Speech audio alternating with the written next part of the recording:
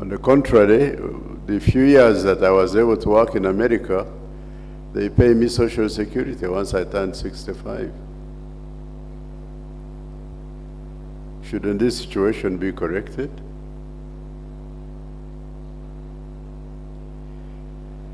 In the case of Norway, the taxes and other payments from the oil companies, the government, sorry, should go to the next. So Ugandans are dreaming, or maybe should dream of Alaska and Norway. And it would be a great dream for Uganda, so that all the people of Uganda could also have a good pension, and the disabled as well. Since most Ugandans are going to be old one day, why do we not unite? Why do we not unite with one voice and demand that the old and the disabled be protected from destitution? Uganda Petroleum Wealth Fund. We did a fund that's professionally managed, that provides for social security, social protection, covering pensions, orphans, the disabled, the unemployed, the aged, and other economically vulnerable groups. We need a referendum on the use of oil money. This is what Alaska did. Through a referendum, the people can be asked if they would like to receive shares in a permanent fund that would grant them the right to gain directly from the fund's earnings.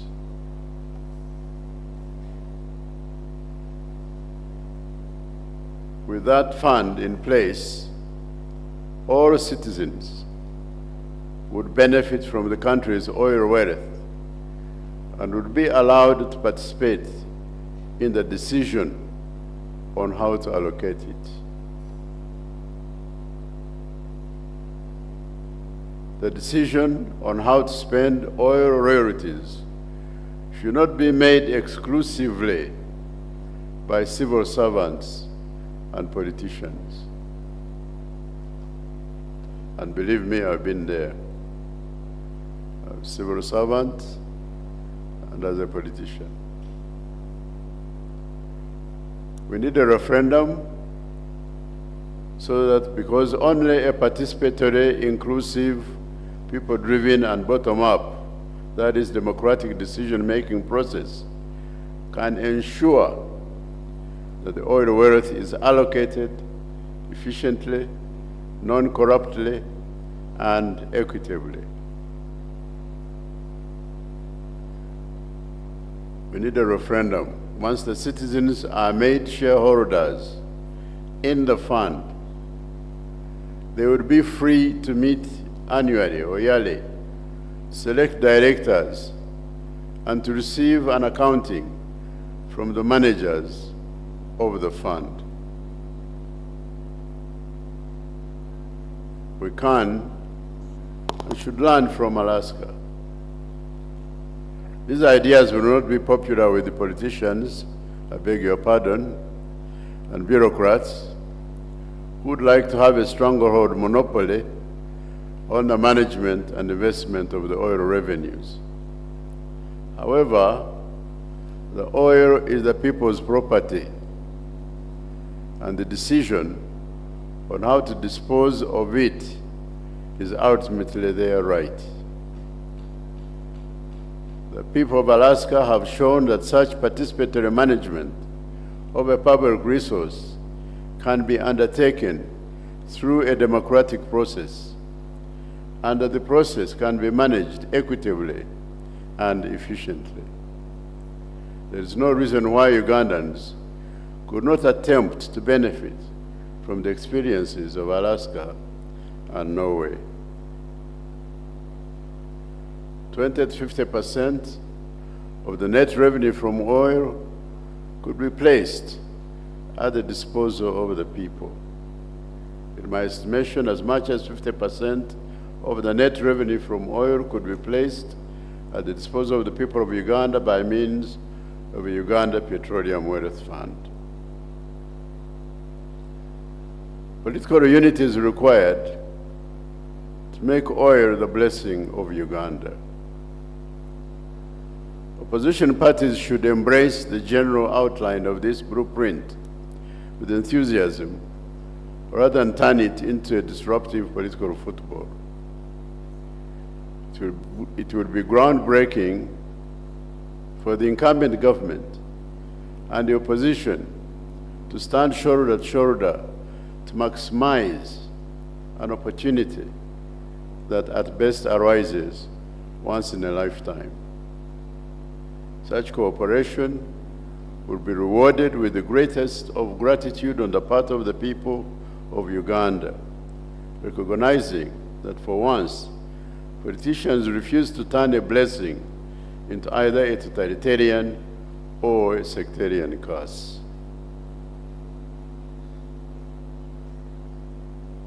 People of Uganda should have their full say in a nationwide vote.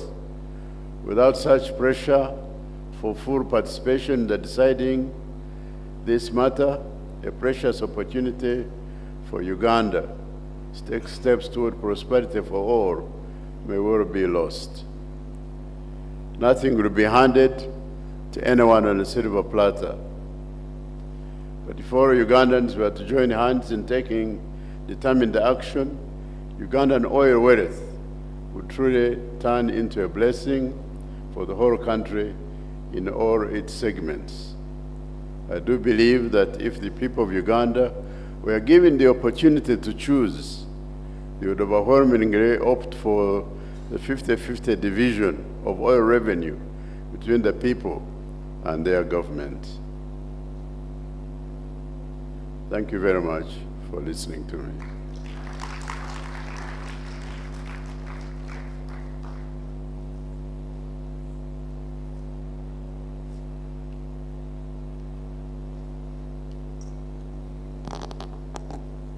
I believe Professor Surma deserves a much more rousing applause. Thank you so much, Professor. So we've got an online audience, and for this audience, I would like to ask that all the questions you have, you can post them using the Q&A button, so that I'll be able to give them to the panelists, but also our keynote speaker during the interactive session. I would like to confirm with you, Gloria, if we are ready for our health break. Yes, we are. And during the health break, we will listen to some videos of some of the work of the Uganda Parliamentary Forum on Social Protection. Let us take to have a cup of tea, to freshen up, stretch, and when we come back, I will introduce our panelists for today. Thank you very much. Let's have the video, please. Thank you.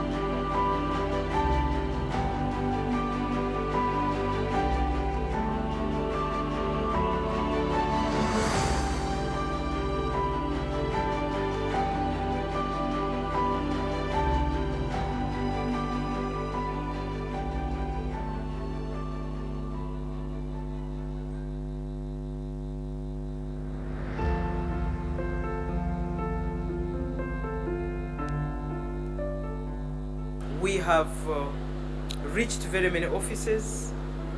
We have made this forum visible by speaking. So everyone almost calls me by social protection. Mama Sage, social protection, because I have pulled myself out of the very many issues that come in Parliament to something that people will know me for, that people will know that I am passionate about, that people know that I will speak from a fact-founded position. And so as members of Parliament, it is very good for us to always identify ourselves with a specific aspect that you'll be known for by all the members of Parliament and the community, that you are known for advocating for vulnerable persons to ensure that their livelihoods are safe, their livelihoods are dignified, and that their livelihoods are assured.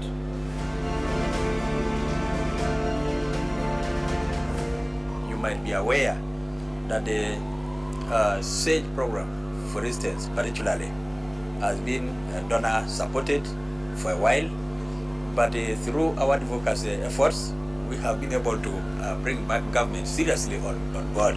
It is now government which is taking full charge of funding SAGE, and we are proud of that. So our advocacy has not been in vain. We have achieved, and that's recorded.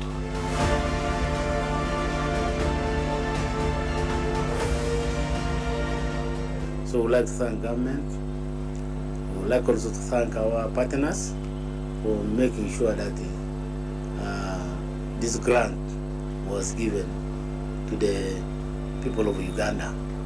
And Karamoja was actually among the first regions or sub-regions to benefit from these grants.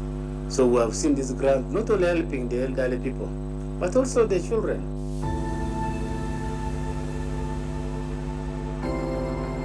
We have elderly people who, when it came to enrolling for under the National ID registration, these people had challenges whereby the biometric machine could not pick their particulars, their biodata. At some point, their fingerprints would not be picked. At times, their faces had issues because somebody has got wrinkles, the machine would not pick. And these people are entitled to be benefiting from these packages from the SAGE program. We felt this one way of marginalization and discrimination because of the physical future challenges someone has. And through that engagement with the NIRA, within those many things, I should say we've been able to compel and ask them to come up with the unique futures that are supposed to be picked from somebody whose biometrics or whose fingerprints will be taken. Of course, when you are discussing in Parliament, may his soul rest in peace, our late Speaker, Right Honorable Jacob Olanya, said, you must have evidence-based debate. And honestly, my being on this forum has helped the people of Teregwa a lot. I'm able to know how much money has not been given to the elderly in this country. I'm able to know how much money is needed to uplift them. And I'm able to also share their experience. What the money looks so small, but it has a very great impact. There are so many teenagers who leave their babies with their grandmothers, with their grandfathers. So they continue to take burden of their own children, yet their grand or great-grandchildren. Therefore, my joining the Social Protection Forum has helped me to speak for the most vulnerable, and it has also helped me to advocate for the girl child. I never used to care too much about the budgeting process and what is being put for social protection. I never used to care so much. But now, because of what I have learned, because of now the belief I have developed, because of the drive that is in me, now I see how I am more interested in seeing what funds have been put for the different groups of vulnerabilities. So that has put me at another level.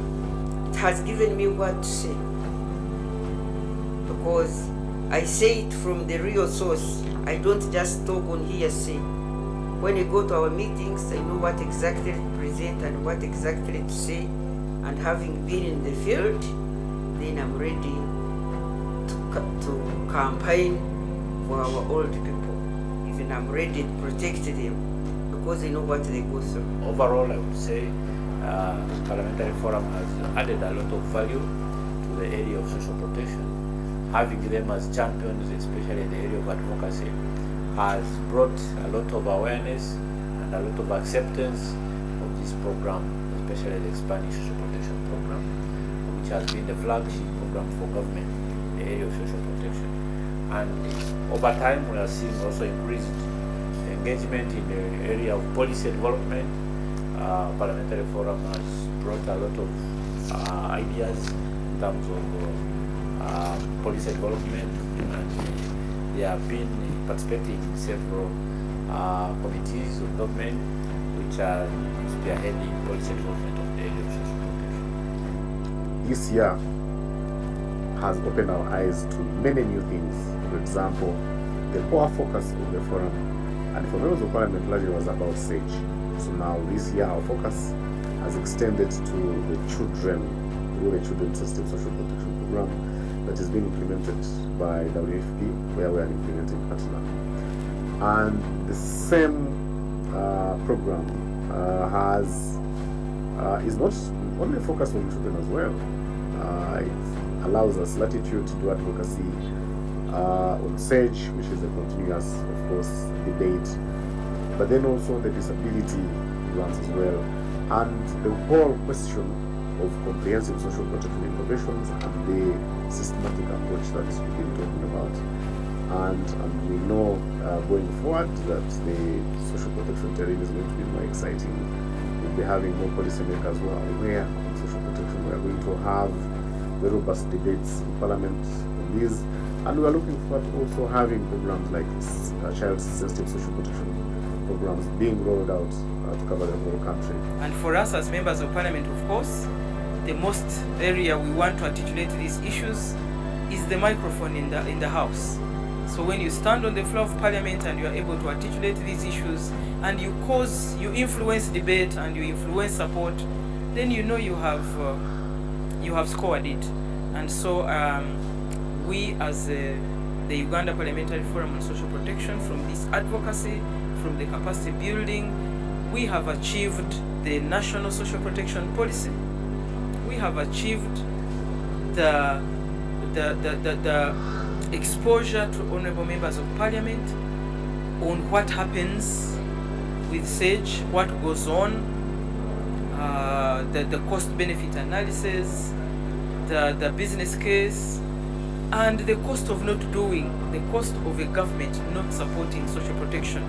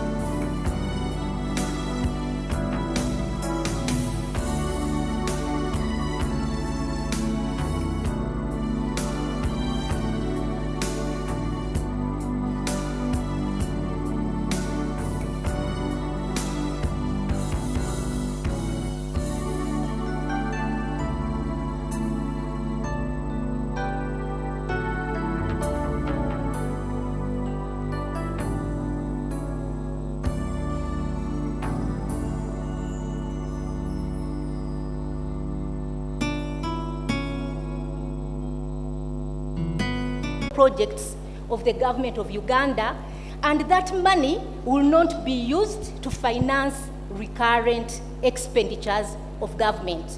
So we have a legal challenge there, and I thought that I should point it out. But we are very glad that we have Parliament here, and we have the Uganda Parliamentary Social Protection Forum that can take on this legal challenge. So for me, I think that is very key. Thank you very much. So you've taken more than 30 seconds, but you made a very strong point. Can I go to you, Munir? What are your thoughts? Very, very briefly. If you can switch off that one, Angela. Well, thank you very much. I fully agree with every proposal that Professor Suruma made. And let me add a couple of things. Two of them will be very controversial, just exactly like what he made. Number one, I think in the short run, definitely development partners of Uganda can help establishing actually the financing of the social protection system by way of kicking it off, but also by demonstrating that it works. Secondly, what is extremely important, I believe, is to create more efficiencies in the government spending. At the moment, the government is spending a lot of money in areas where more savings by creating efficiencies of spending. These savings from efficiencies can be transferred for financing the social protection. One thing which is very controversial, I think we need equity. If you look at us, people like ourselves sitting here, civil servants, in the private sector, in the public sector, we enjoy lots of benefits. Travel, education for our children, health, and the poor don't enjoy these things. I think we need equity. We need to look into a social contract where people like us who are enjoying all of these benefits will forego some of them so that some of this money would be transferred into social protection for the most vulnerable. Thank you. Thank you very much, Munir. Abdirahman, what are your thoughts? I'm sure you won't be surprised to learn that... I'm sorry, I've got the name wrong. I'm sorry, Marcus. I'm not Abdirahman. Morning, everyone. Marcus, our country director, can't be with us today. He sends his greetings. I'll be super brief because I don't think it's WFP's position to identify how Uganda should be funding its own social protection response. I think if I picked up one thing from Professor Suruma's remarks, is that it's up to the people of Uganda in a democratic country to help make that decision together with government. So the World Food Programme is here to support, as Munir was saying, particularly in the early stages, but I think it's only through giving that voice to the people of Uganda that we get the kind of equity that we're talking about. Thank you very much. Fred?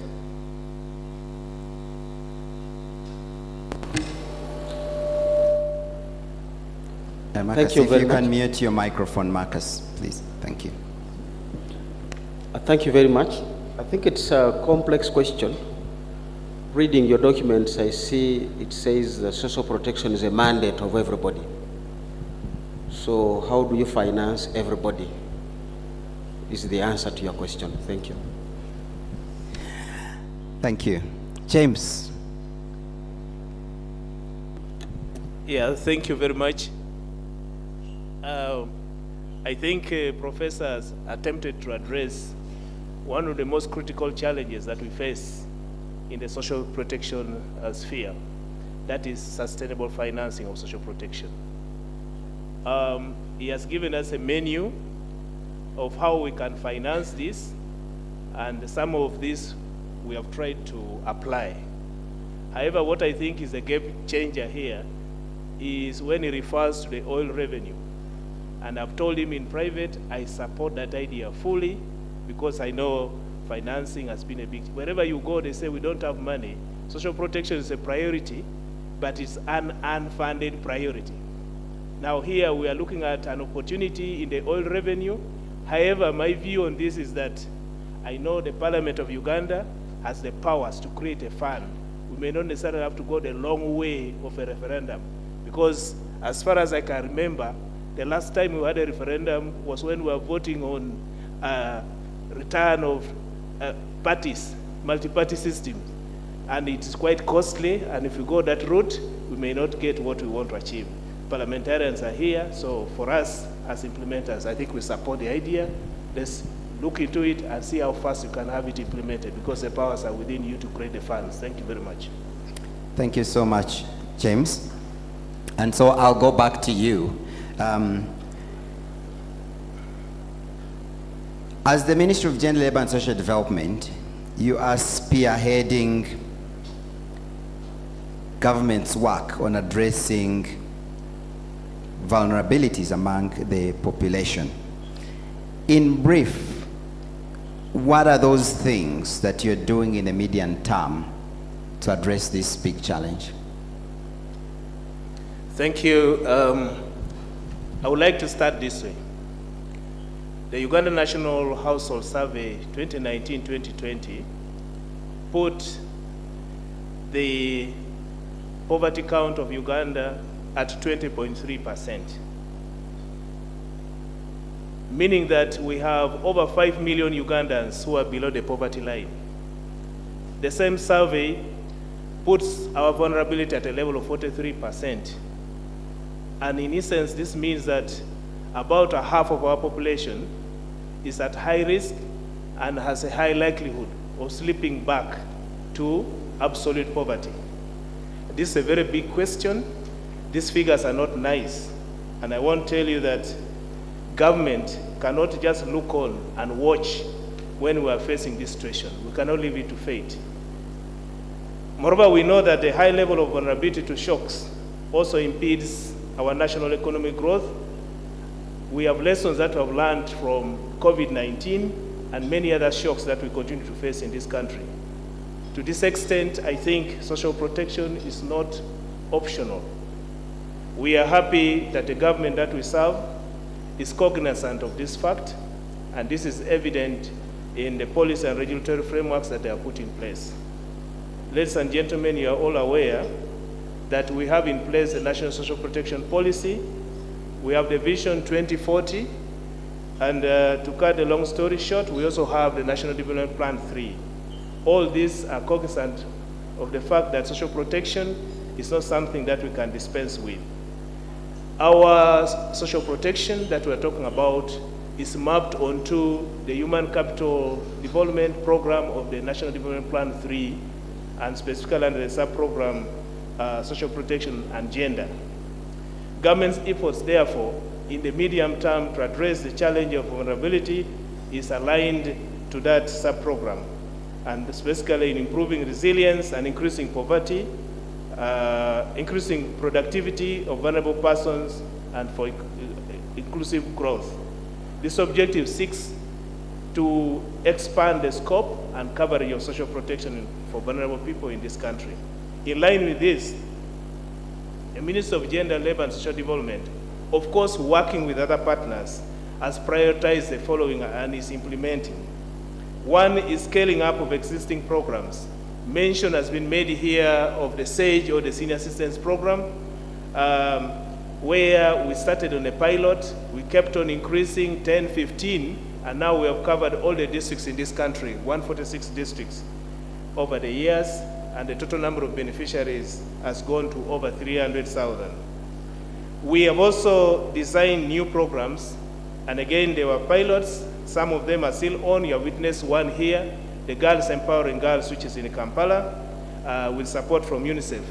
We also have a pilot in Arua City, which is on urban cash work transfer, supported by ILO.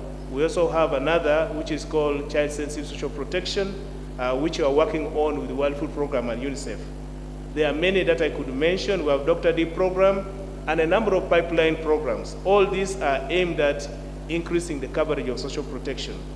Again, we are working with the Uganda Retirement Benefits Authority, UBRA, where we are promoting the establishment of retirement benefit schemes and other community voluntary schemes.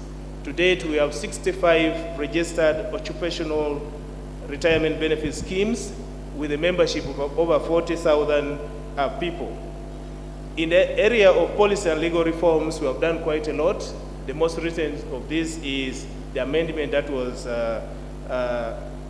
handled under the National Social Security Fund, and this now permits voluntary savings and a number of other products which are being provided. There are also ongoing works, as you know, which we are doing with the Ministry of Public Service to reform the public service pension scheme. We are also aware of what we are doing with the Ministry of Health on the national health insurance. James, to wind sorry up to on cut this, you short. Is there something you're doing for the bulk of the Ugandans who are not formal? They don't contribute to NSSF.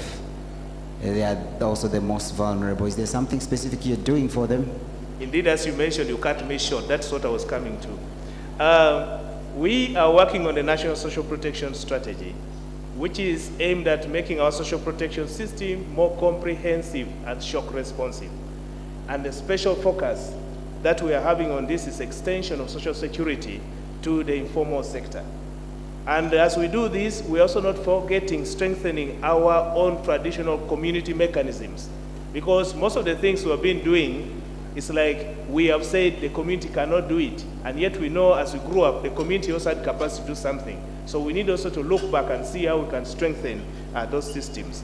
Finally, on this, moderator, is the issue of data management for beneficiary targeting, planning, implementation, monitoring, and evaluation. And of course, this promotes our accountability for social protection delivery in this country. So we have established a national single registry for social protection, and this is helping us in addressing some of the data challenges that we have. And we expect all the programs implementing social protection to get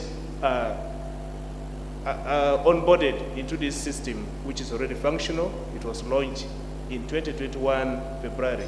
I thank you very much. Thank you, James. Yeah, I think there's a lot of things that are being done by the government, and we thank you for that work. I would like to turn to Munir.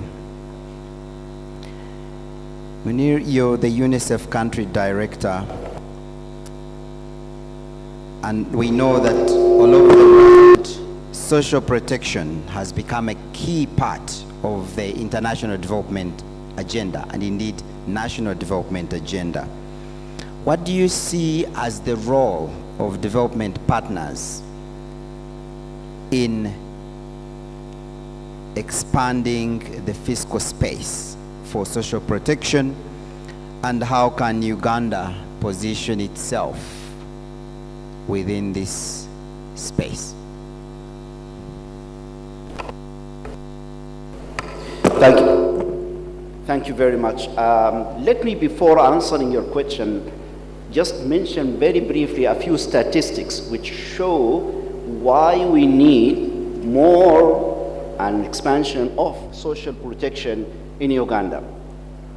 Statistic number one, more than 23% of the people of Uganda are living in income poverty.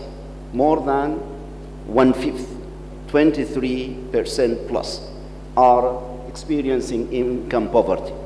If we look at poverty, not measured in financial terms, but in multidimensional terms, that means deprivation from health, from education, from water, from sanitation, we have 44% of the children of Uganda, 44%, close to half of the children of Uganda living in multidimensional poverty. If we look at people in Uganda who are benefiting from health insurance, only 3%. If you look at people who are benefiting in Uganda from cash transfers, 1%. If we look at people, children who are living with disability with no any support at the moment, for the age group 2 to 4 years, 3.5% of these children are experiencing disability, no support. Children or adolescents in the age group, 17 to 19, you have 7.5% of them with disabilities.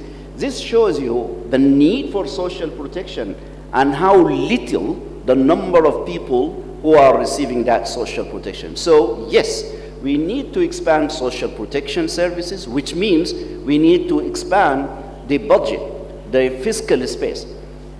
Professor Saruma mentioned excellent ideas, but let me also add another one. I think mainly we need to change our concept in all of the developing countries for social protection. When we talk about security, we talk about security in terms of military spending. We spend a lot, all of African countries, all of developing countries, they spend a lot, excessively amounts of money on security in military terms. But as Professor Saruma was saying, we use social security, social protection in interchangeable way. We need to move away from security in military terms to social security. Move lots of the money we are spending on military, on arms, on police, on soldiers. We need to move that to social protection. Thank you. Thank you very much. Those are very, very practical suggestions for addressing the financing problem. Marcus, WFP is involved in so many social protection initiatives all over the world. And we know, of course, you're one of the biggest humanitarian agencies in the world. What are your experiences, both from Uganda but also other countries, in handling refugees who are among some of the most vulnerable people in the country? Thank you very much. I think it's important to be honest up front that social protection in the refugee context is relatively rare, certainly from WFP perspective. We're doing a lot of work, for example, in Lebanon, where we support the government to directly implement cash transfers as social protection to the long-term refugee caseload there. We're also doing some very interesting work in Mauritania, where we're working very closely with UNHCR, but it's a much smaller caseload than you'd find here in Uganda. And if you'd allow me just to spend a little time focusing on what we're doing here in Uganda. The Uganda refugee model has rightly been praised for its progressive nature. 1.5 million refugees continue to be welcomed to safety and security within the borders of the country. Yet, despite this open door policy, funding for this protracted refugee response is dwindling. And WFP is down probably 40% this year, and the outlook for next year is not very encouraging. So there's a need for government and partners to focus efforts on developmental approaches that promote self-reliance among refugees and host communities in order to decrease the need for humanitarian assistance. And social protection has been proven as a critical element of such approaches. I just want to give you a little bit of insight into the development of our self-reliance model. In line with the government of Uganda's commitment to the comprehensive refugee response network, WFP is creating opportunities for refugees and host community members to progressively increase their capacity to sustain themselves through income-generating activities. Our self-reliance model integrates a range of activities through 4 components: social empowerment, a mindset change, the promotion of a diverse range of livelihood opportunities, digital financial inclusion, and social protection. And it employs a combination of push strategies that seek to build the skills and capacities of participants to engage in market-based activities, and pull strategies that aim to remove barriers and strengthen the inclusivity of national systems. Now, recognizing that self-reliance requires supporting not only refugee households, but also the communities that host them, the model targets 70% refugees and 30% nationals in the host communities. And at the heart of the model is a commitment to partnerships and coordination.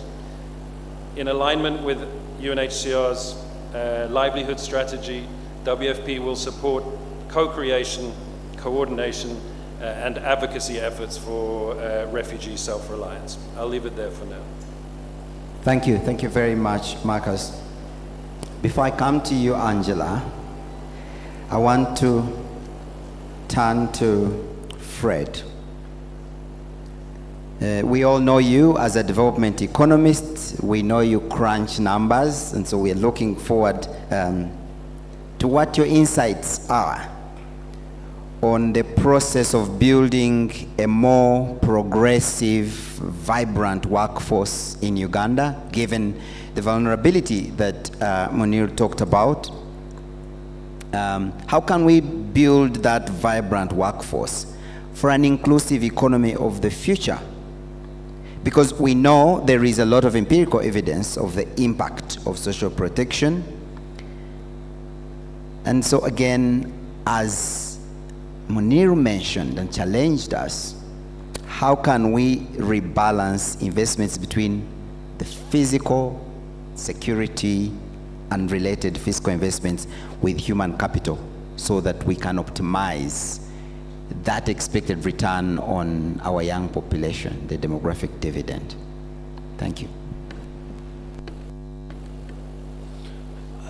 Thank you. Quite a complex web of events, but I think I really want to start on what he mentioned on the multi-dimension poverty. 44% of the children are in those environments that are highly vulnerable, faced with a lot of risks. And it's really among the children that you want to begin the foundations of building the human resource you're talking about. Then you already can see that the problem of social protection goes beyond the 80+ years, because they too are looking after these young ones. So you get back to really unravel the whole conceptualization of our social protection strategies and approaches. The whole fundamental that has been mentioned, I don't see the social protection even in the pillar where it should be sitting. I don't want to see it even in the pillars. You've clearly stated this is a mandate of everybody. So I can't remove security because it is part of it. Without security, a homestead cannot be there. So even your 44% can shoot up to 75%. You want to have that dimension. And that's why I say it's not a question of funding who. It's a question of how do we approach it from that multi-sectoral approach. I'm looking at the numbers here. Literally 49%, 43% of household income goes to food and non-alcoholic drinks. Of the remaining, you have about 17% going into household and utilities for those who rent. Transport is 8.9, education is 8.5. Are we giving sufficient support to that household to build the capacity we need to even do the social protection of that household, leave alone picking out one member of that household? So for me, dealing with the risks and vulnerabilities should really be our core. And this would open us up to the conversation we have had with the Paris development model. Now, unfortunately, everybody thinks this is about financial inclusion pillar. That cannibalization itself is a risk and leaves households facing lots of vulnerabilities that the other pillars are supposed to address. So we want to be approaching the National Development Plan for Development progression by looking at how do we cover these households from all the aspects of where the vulnerabilities and the risks are coming from in order to empower it. Can we also learn from NSSF? NSSF now was saying 55 years you access your money, but now they have said there should be an early access scheme, because the realities on the ground are not marked by years. So while we target the 80 years plus, can we also identify those who should be joining the 80-year plus even at 55 because of their unique conditions? We have seen our lady here who is coming from the, what you would think, disability, but it actually has empowered and shown how the girls are empowering girls to move on. So where do we leave such people? Are we waiting for them to get to 80 years? No, we need to redesign a new thinking and say, who do we want to pick up earlier, and what else do we need to be seeing? The thing that cannibalize the household income, education and health, pillar 4 of the Paris development model, people don't want to talk about it. But I want to believe that is where the human capital is going to be developed for us to really mainstream and have a good grounding for the social protection going forward. So it's a rethinking, really, of what have we done, what do we need to do, and what do we need to do differently. That conversation is what I really would want to see going forward. Thank you. Thank you very much. I think, James, you need to think about, when you come back later, this point about what's the process for rethinking our system. But let's park that for now, and I would like to turn to Angela once again. You're civil society, you represent the voice of the voiceless, and you actually play a very important role bridging the gap between citizens and the government. How have you used this space to boost the cause of vulnerable people and communities? Thank you very much. I think let me start from, when it comes to vulnerability, everyone would say I'm the most vulnerable, but let me start with older persons, the ones who are current beneficiaries of SAGE, and the issue around financing for social protection. So what we have done as an entity, and also in collaboration with a number of partners, both here and abroad, is that we have a big challenge when it comes to access. And when you look at that access for just that category, you see that in most areas, let's say per district, if you went per sub-county, it is less than 50%. I know there were a number of activities that happened before this dialogue, and there were some field activities. And I've seen the statistics that the Chief Administrative Officer of Gulu was giving for the different sub-counties around SAGE. And when you go through the numbers, you see that it's all below 50.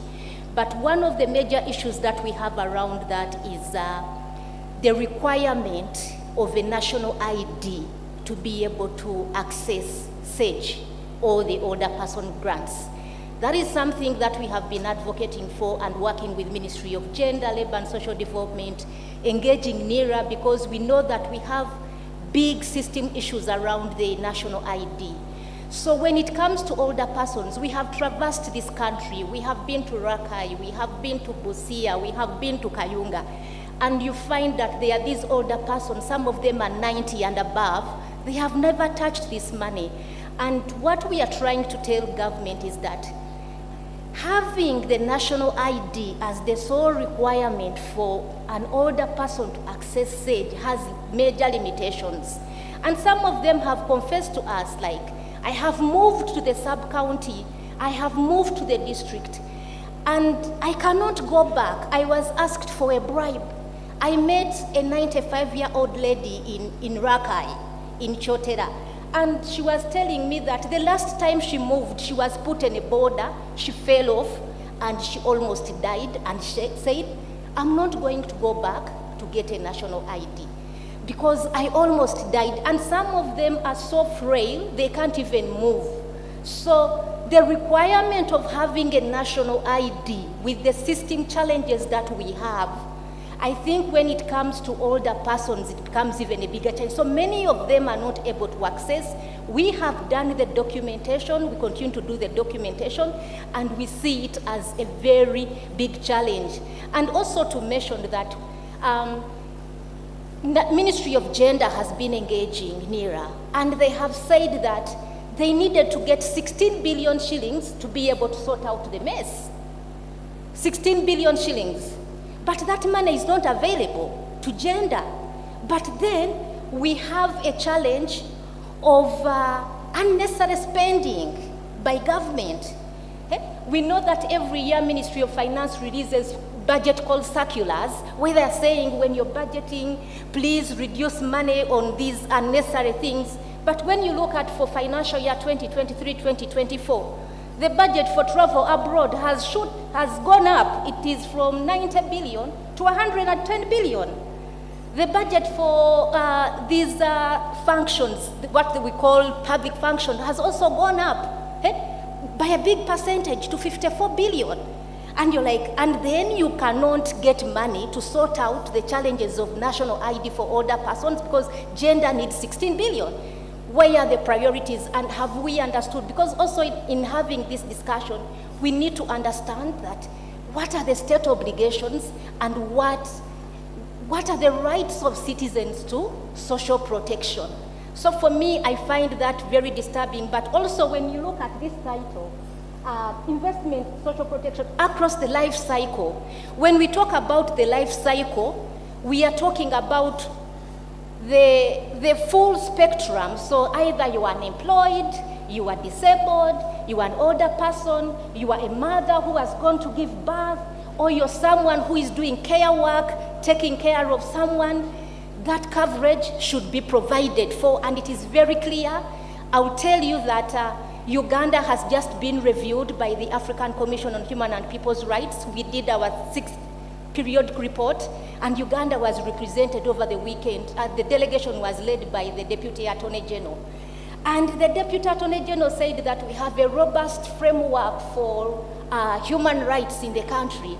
And, but when you look at the implementation, I think we have a challenge, because I will tell you that as a country and also interacting with the citizens, I think when you look at the practicality of it, let me just give you an example. I went and bought a kilo of sugar about 2 days ago, and it was 6,500 shillings. Gender gives SAGE beneficiaries 25,000 a month. So a kilo of sugar is 6,500. So why is the kilo of sugar 6,500? It is because of the retrogressive taxes. We do not have a progressive system of taxation. They look at VAT, our countries, and of course, there is also influence of the World Bank. They look at, you know, these taxes that are easy to collect, VAT is easy to, but what is the impact on the most vulnerable, the people that we interact with? So an MP is going to buy the same kilo of sugar at 6.5 and a SAGE beneficiary at that. So how do we look at also a progressive tax system where the people who earn more are taxed more? And then because if we do not change that, then that means the figures for inequality are going up, the figures for poverty are going up, and we should be looking at access to social protection as one of the ways of an inclusive recovery, looking at the challenges that we faced.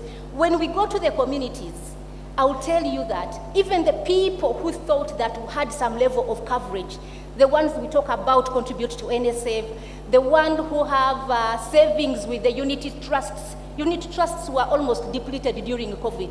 So that means that we need to go back to the state, and I'm very glad that Professor Suruma in his address pointed it out and said, these are public goods.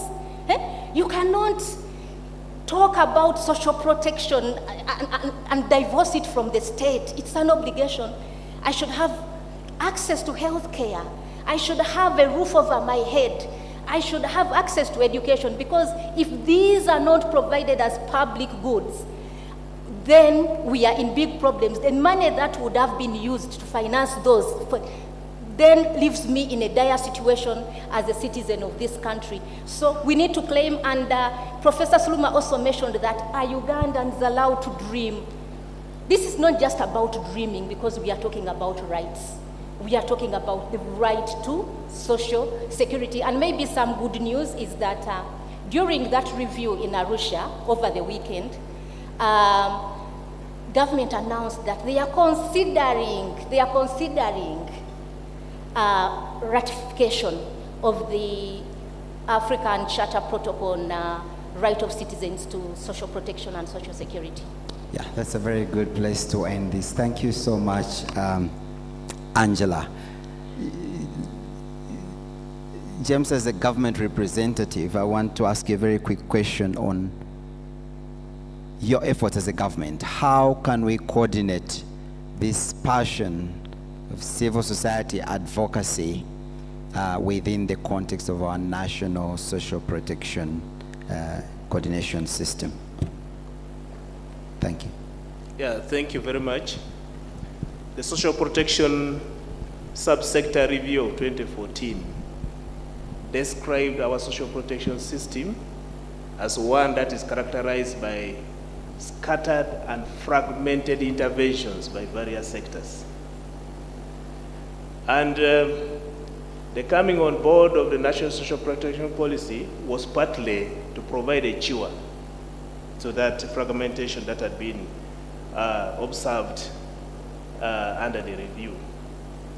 And so based on that, as government, we know the important role that our non-state actors play in the area of awareness, advocacy, implementation, financing, monitoring and evaluation, system strengthening. And so we want to tap into all these efforts. And taking lead in this is the Minister of Gender, Labour and Social Development to ensure that there is coordination of the various actors. And I just want to mention that at the national level, we have the National Social Protection Thematic Committee, which I happen to be the chair of, representing the permanent secretary, and it draws from all these partners, the development partners, the CSOs, the private sector, the faith-based organization. In this, we try to thrash out some of these interventions that are in place to make sure we are pushing in the same direction. We hold quarterly meetings, but also under this we have pillar-specific technical committees. We have a committee on direct income and livelihood support. We have a technical committee on social insurance. We have another on social care and support, and we have another on equity and social inclusion. That is at the national level. And we are replicating this at the local government level. We have already established some of these committees in about 10 districts now, and we want to roll it out to the rest of the districts. Now, beyond this is the issue of establishment of integrated databases, because they help us in coordinating these efforts. Now, one of the things I mentioned was that we have established a national single registry for social protection, and this is basically a repository of data on beneficiaries from all the programs. So I know it's still work in progress, but it's functional, and the implementers here know that on a daily we're making calls on them to tap into that system. We are also upgrading this system to ensure that we're able to capture data to make it have what we call social registry abilities, to capture data on potential beneficiaries. And this will be helping us in the area of targeting. Ladies and gentlemen, you know when we had COVID here and we were asking questions, how do we reach out? How do we pick? As a country, we do not have very reliable data to know where exactly to go. So through that route of the social registry, we believe working with our partners who are supporting us right now, we'll be able to improve on our database. We are also working on standardizing our work processes. Now, in coordination, you must have some standards.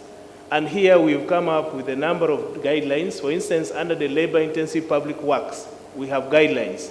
So all designers, implementers, those who are monitoring and evaluating programs, they have a certain set of guidelines that they turn to. So this is helping us to have coordinated efforts. We are also standardizing our trainings, capacity building programs, where we have had joint trainings with our partners here so that we have a common understanding. And now that we are working with UNICEF and other partners, we have come up with a framework for strengthening the social service workforce. So this will also help us have a common understanding and the required skills to move as a team. We, of recent, are also working on institutionalization of an approach to social protection training, which is called a Transform. This is what we are doing jointly with the ILO and UNICEF, and we're happy about that. But beyond this, we also participate in our partners' fora, coordination fora. I am privileged to be sitting on the donor group meetings, the social protection donor group meetings, which is chaired by the World Bank and the Foreign Commonwealth and Development Office. So that is how we are trying to do this. We know it's work in progress, but our priority now is on how to deepen and strengthen these coordination mechanisms for more effective delivery of social protection services in this country. I thank you very much. Thank you so much, James. And thank you so much, all our panelists, Fred, Marcus, Monir, Angela, and you, James. We are planning to have a discussion with the panelists, but our guest of honor has to leave earlier. She cannot wait for this long. So, ladies and gentlemen, if you can resume your seats, I would like to invite Honorable Minister Kidudu Mafabi to introduce our guest of honor. Thank you.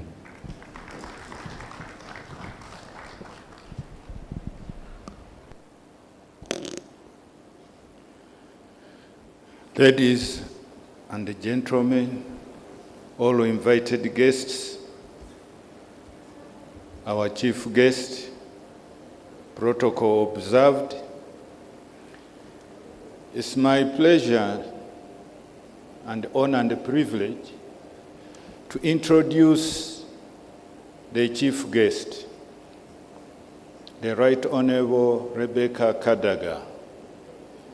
She is a servant to the nation of Uganda, a servant at legislation for most of her life. She has held the highest position in legislation, which is the Speaker of the Parliament of Uganda. As we talk now, she's the first Deputy Prime Minister and the Minister for East African Community. She also has graduated to be an elder, and I happen also to be an MP for her because I'm an MP for elders in Eastern region. She's a lady of tremendous exposure and experience. She understands Uganda very well. She's an MP, woman MP for Kamuli districts. She has vulnerable people there. She understands them. They flock to her office. She knows how to handle them. So permit me to invite Right Honorable Kadaga to address this gathering. Right Honorable Kadaga, you are most welcome.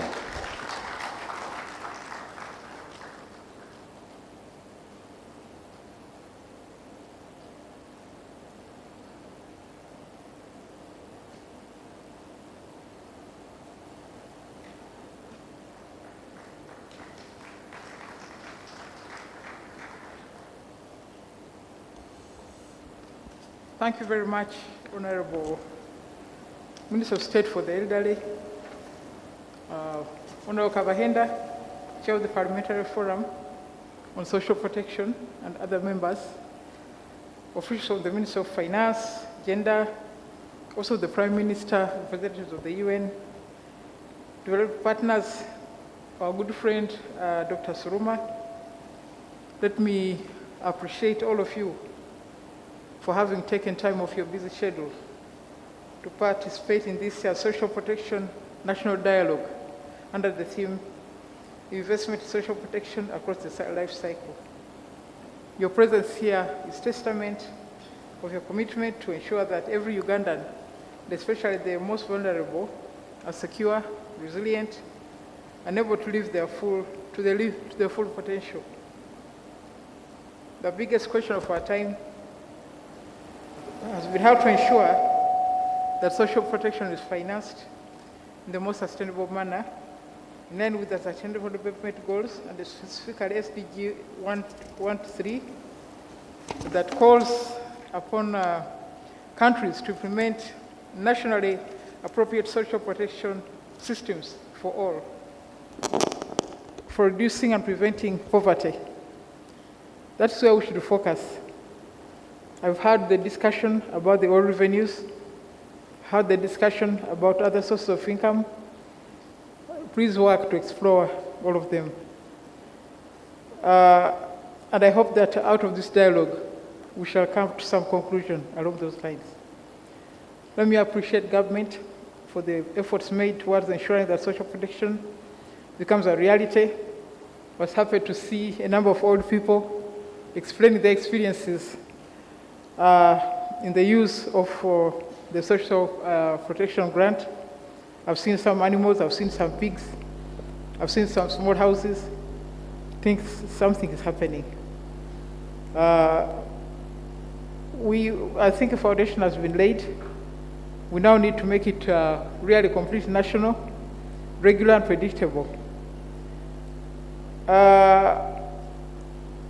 The persons who are over 8 years, of course there's a debate about the cutoff age, but I think once we organize the resources, we shall be able to address that.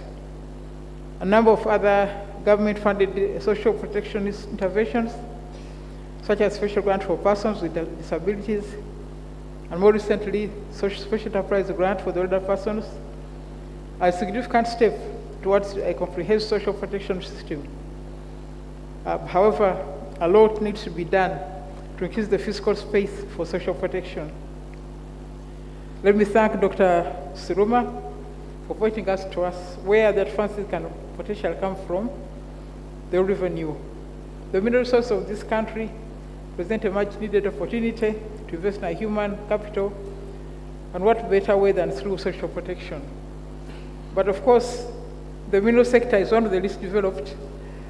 It's also a very expensive facility. Exploration and development requires a lot of resources. So I want to call upon the Ugandans to find means of investing in the mineral sector. Let me commend the Parliamentary Forum on Social Protection, for which I was the patron during the 9th and 10th Parliament, for raising the profile of social protection within and outside Parliament. I remember some time back, we had traveled to the United Kingdom to assure their government that Parliament of Uganda would ensure the appropriation of the budget to make sure that the Uganda government provides counterpart funding. At that time, the DFID were in danger of withdrawing because they felt that the government of Uganda was not interested because we were not providing the counterpart funding. But traveled there and assured them, and we have stayed the course. I want to thank them as well. I'm happy that in the 10th Parliament, we were able to successfully secure the national rollout of SAGE. We thank the government for financing it fully. This is a huge milestone for which we build on other social protection programs, targeting other vulnerable groups across the country. I'm happy to hear the unified voice of support and recommendations for consolidating the progress we have made today from all the presenters, the panelists. Building a comprehensive and inclusive social protection system will be a strong foundation on which we can decisively address the high prevalence and persisting vulnerability, poverty, growing inequality, at a time when the effects of climate change are exacerbating the frequency and severity of large-scale shocks, such as flooding, drought, conflict, and so on. Let me appreciate the MDAs, related partners, civil society organizations that have supported Social Protection Week and this national dialogue. Coordination and partnership are critical for social protection programs and delivery. Please keep it up. I reiterate my commitment to the social protection case in my official and individual capacity. Thank you very much for coming and listening to me for God and my country.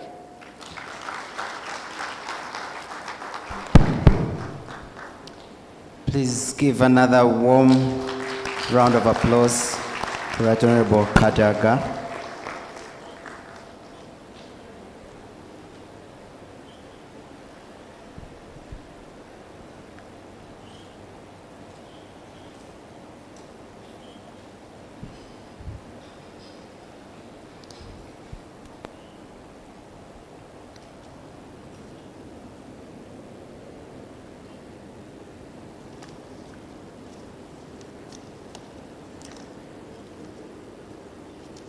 And thank you very much for gracing this important discussion. Thank you so much for the great leadership you provided to champion social protection in your role as the former Speaker of Parliament and what you continue to do now. Ladies and gentlemen, as our guest speaker, or chief guest leaves, would like to revert to our panel discussion, basically ending it with a question and answer session. So I would like to ask the technical team to position yourselves with microphones, because I think I'm going to have to invite the panelists as well as Professor Suruma back to the stage so that these ladies and gentlemen that have been chewing on your messages can get to ask you, share their thoughts, or maybe seek clarification. So may I please invite you once again so that we can actually have a very interactive question and answer session. It's just 2 minutes to 5:30 midday.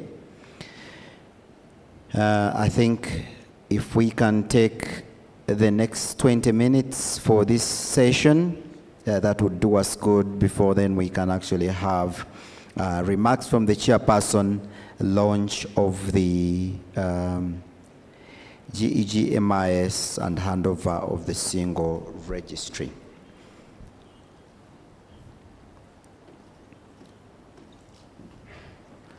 Thank you very much. Do we have anybody willing to start us off with a question?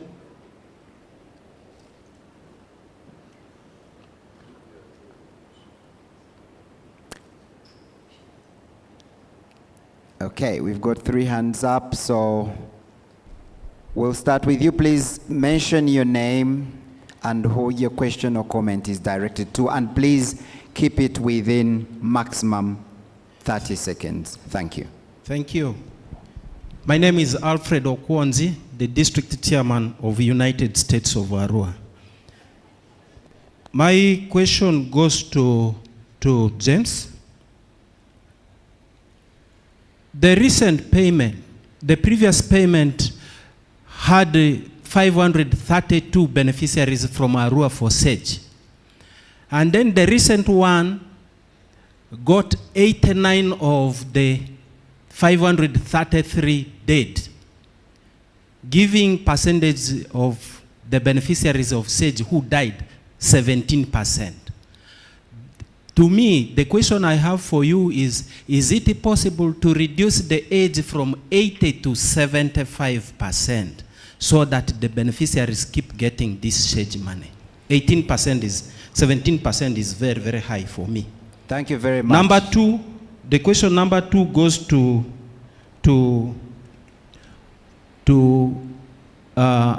Angela. It's known that 29% of the children in Uganda are undernourished. They have stunted growth. And from Ezra Ruma's professor's presentation, health is a dimension for human capital development. From Arua, we have seen that the support of World Food Programme and other partners is yielding very good results. The children from those beneficiary families, they are doing very well. The NutriCast has improved so much the family relations. Budgeting is done together. Even the attitude towards nutrition is good.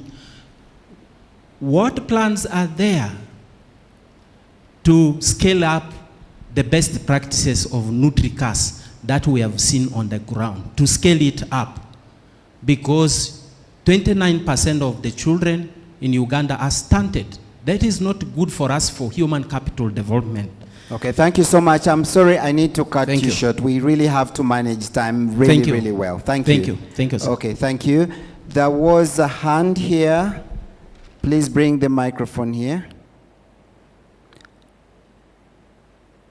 Please show me if you want to ask a question. And of course, we are taking the questions, all of them, and then you will have a chance to respond at once. Please keep it short and sweet. Thank you. Good afternoon. My name is Wandela Jackson, a lawyer. I ask two questions. How can we practically increase social protection funding? We've noted that the fiscal space is small. How can we practically increase funding? Then two is, where are the young people in the picture of social protection? This was highlighted by Professor Suruma, that unemployment is also a major factor here to consider. But we never talk about the unemployed youth whenever we're discussing social protection, either whether they've lost jobs or while they transition to the workspace and so on and so forth. Thank you. Thank you very much. Please take the microphone to our elder, Mr. John Orach. He's the young man from Yumbe. Just three questions. The first one is to Dr. Suruma. The issue he raised about the oil fund, and that it should be for the young generation, future generation. How about us who contributed all this time to the development of this country, and we are about to leave this? Where is our share? The other one, this magical age of 80 years, those who passed the age was during the national rollout. And the idea was that the age would come down within 3 years. For those people who passed that, what has happened since that time? Why have we stagnated at 80 years when it was supposed to come down within 3 years? I think that's an issue we want addressed. We need an answer for that one. The last one is, this age, those of us who remember, Stephen, started at 20,000 at the pilot phase. And every year it went up by 1,000. Then it stagnated at 25. Since that time, why are we stuck at 25? Thank you. Thank you so much, John. There is a hand, two hands. So we'll start there and then come to this front table.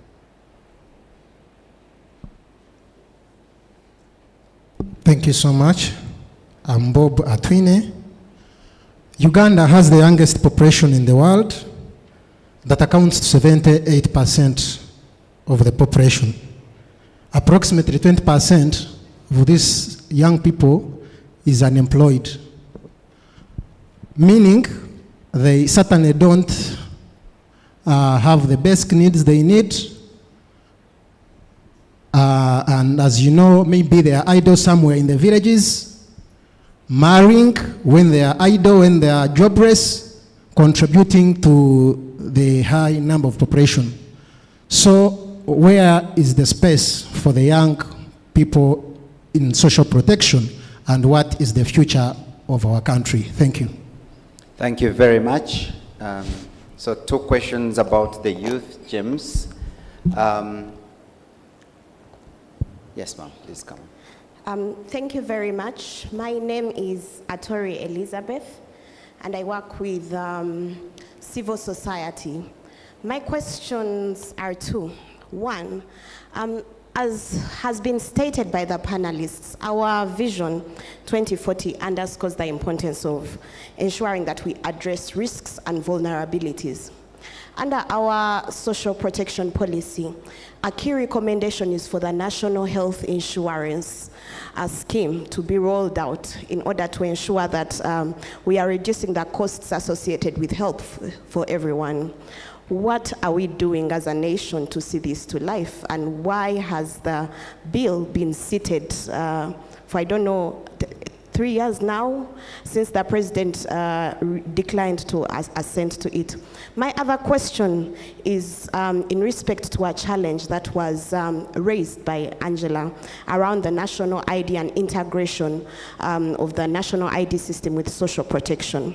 As a country, what are we doing to overcome that challenge, especially given that this has created barriers, and knowing also that whilst we're speaking about financing for social protection, we should be speaking about financing the government agencies that are dealing very closely with social protection systems. NERA is one of them, and we've seen that we've had a number of barriers associated with getting access to social protection when people don't have national IDs. So how can we be able to ensure that we move forward as a nation?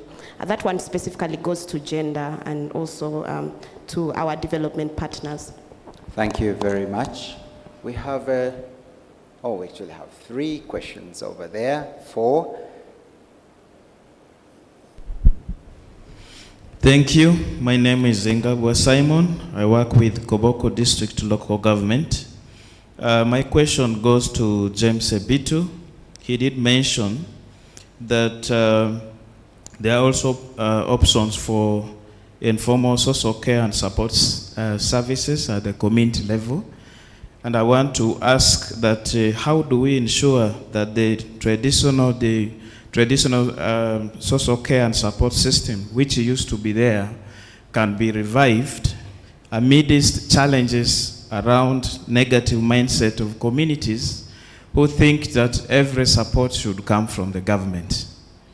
The second issue is about the National Labor Intensive Public Works Guidelines, which is in place, and I want to believe that has not been rolled over to all the districts.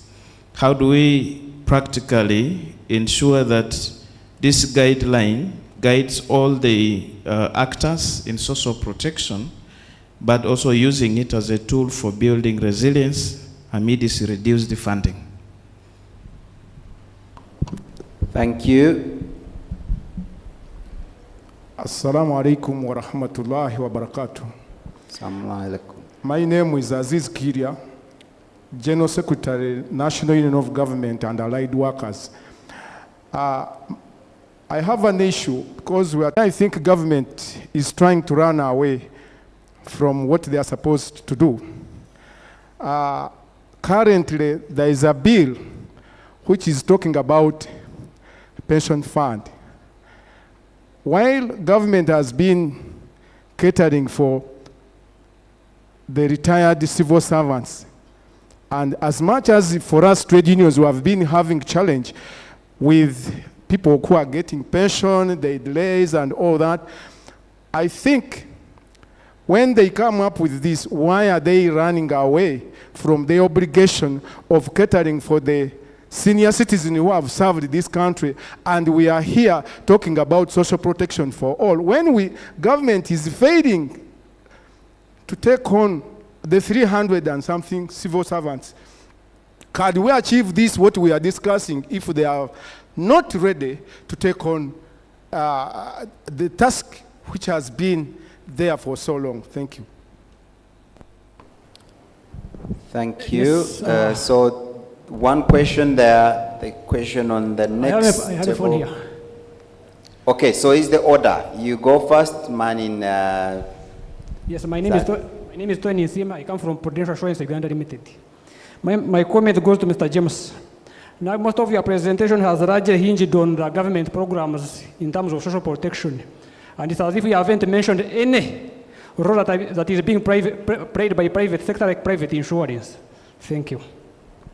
Thank you very much.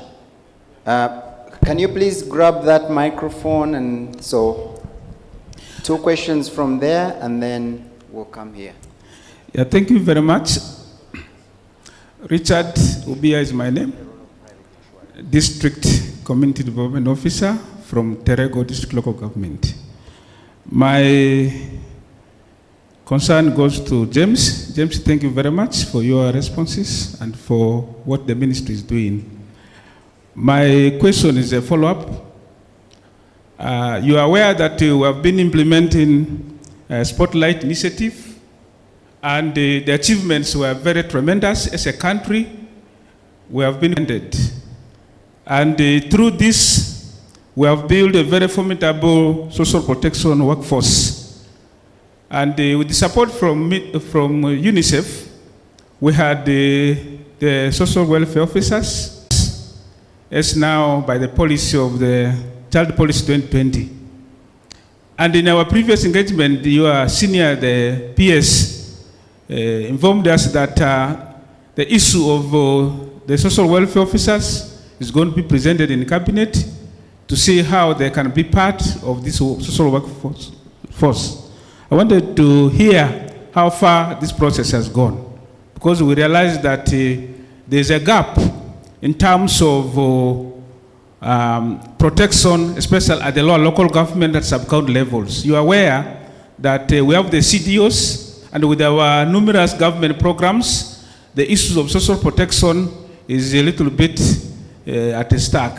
And they are aware that the probation officers are officers of court, and many of these cases are at the sub-county. So how far has this thing gone? As I proposed in the previous engagement, I said if we could ensure that we have assistant probation officers at sub-county level, such that they can attend the court, I will be grateful. Maybe I will be happy to hear feedback in relation to the same. Thank you. Okay, so we'll take just one question from that gentleman, and then we'll come up here. I think we are... Analysts, my question goes directly to James. You did give a good presentation, but it's like you are cooking alone. There are no people in the house. Hamid is us, our development partners that are doing pivotal role to see that a lot of things happen. In my district, Lamore, we have what we call Empower You Cash. That has helped to improve the standards of our young people as far as issues of malnutrition is concerned. So I want to send this directly to the ministry, that this is a pilot study of 6 months. How do we get on board with such program so that it helps our children move up? Thank you very much. Thank you. Can you please bring the microphones? So we just have 2 more questions. The man in a pink shirt, and then finally the honorable. Thank you so much. Friday Moses from Self-Worth Uganda, promoters of community-based health insurance. Mine also goes to James. Could you take us a little bit maybe through the committed sustainability plan of these programs? Because as we talk of the programs that are supported by our development partners, we also need as government to have a plan to move forward in case these development partners face challenges. The next, I understand that the SAGE and the other programs financing is also affected by out-of-pocket healthcare expenditure. Most of these people use this money when they fall sick, and unfortunately they don't invest. What plan do you have alongside the Ministry of Health to steer the National Health Insurance Scheme where we can have everybody onboarded and we protect them from catastrophic healthcare expenditure, and then they can maybe use the money for income generating? Thank you. Great, thank you so much. And finally, last question before we get over to our panelists.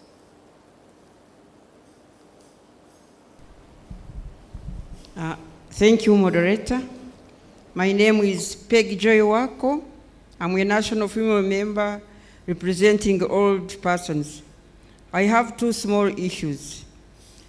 All over countrywide, there is an outcry of old people who were not registered, those who would be benefiting from this 25,000, but they cannot get it because their IDs are wrong.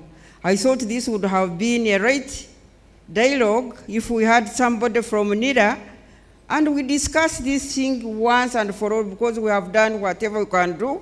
These people, we have failed to find a solution for them. They are there, they are very many, and many of them are dying without receiving this money. Secondly, when we have such a dialogue concerning social protection, and we don't have somebody from finance here to dialogue with us, that's why even when we take our requests, they are never considered. Because we have cried, we have talked in Parliament about increasing that sage money and reducing the age, but because the finance people are not involved, that's why it can never change. What can we do? Thank you very much. I've got my own question, and this will go to Munir. How can we make our social protection child sensitive? What ideas do you have as a child rights organization? What advice do you have for the government of Uganda to make it much more child sensitive? Because we've got a lot of children vulnerable. They can't achieve their full potential. So what advice do you have for the government? A lot of questions were pointed at you, James, so we'll start with you, but please keep it very short so that we can get out of here in the next 15 minutes. Thank you.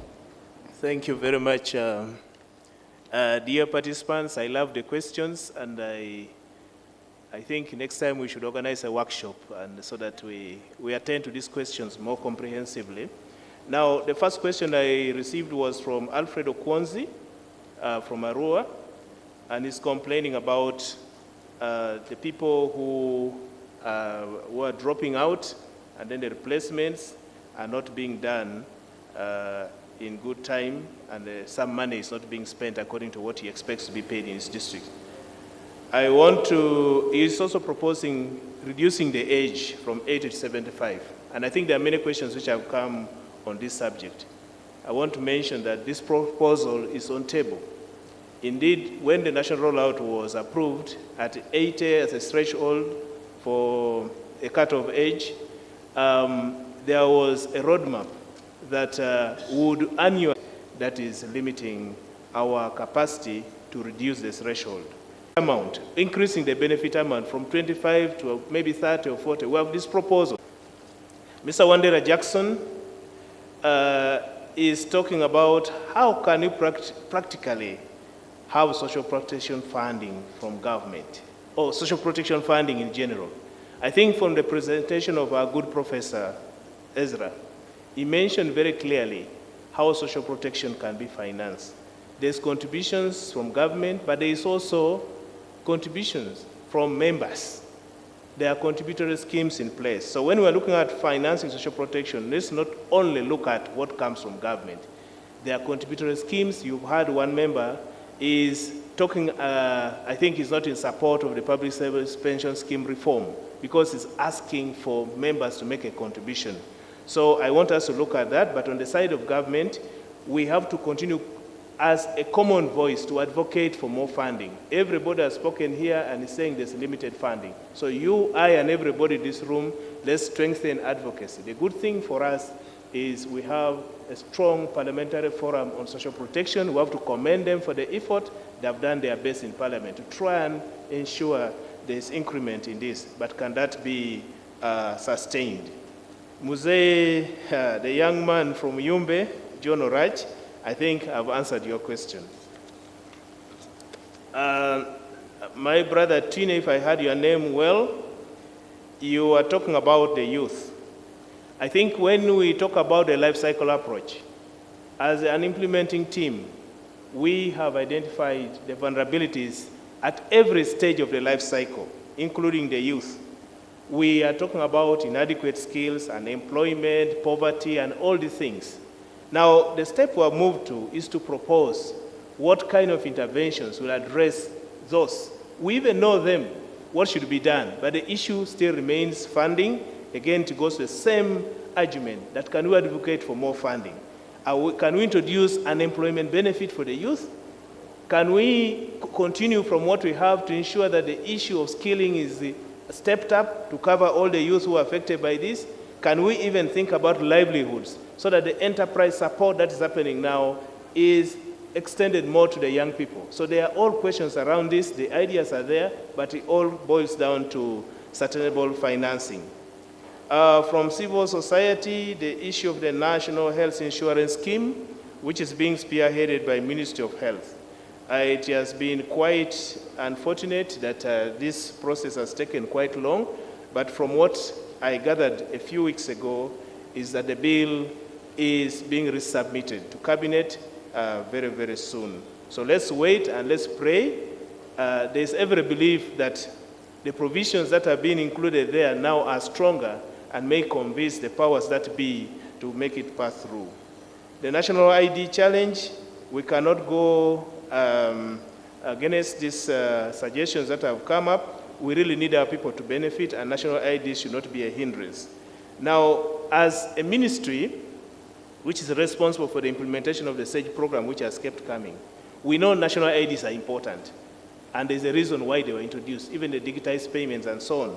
So we have come up with the proposals that given the challenge we have, where NIRA cannot provide that money, a cabinet memo has been prepared. Actually, we discussed it last week, and it's going to be presented to cabinet. One of the options we have is, can we have a waiver and allow the community vetting committees give us information? So if cabinet agrees that we just, without the NIRA ID, if we can get evidence from the community, which is acceptable, can we go ahead and pay?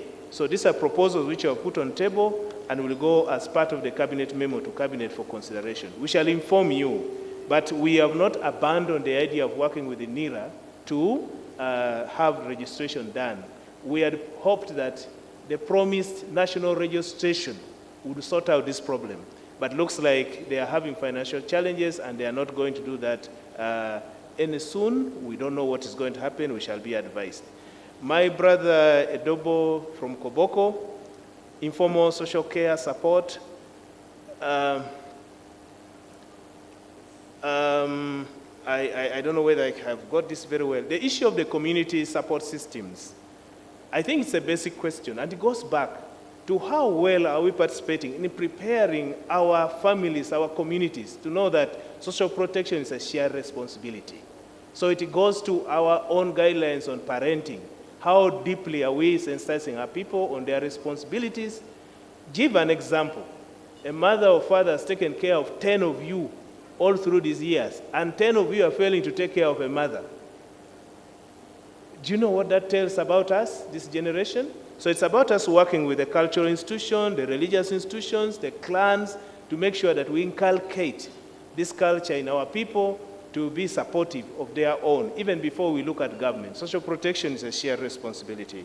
On the National Labor Intensive Public Works Guidelines, not rolled out well enough, we want to make a commitment that we shall reach out as soon as possible to all the local governments.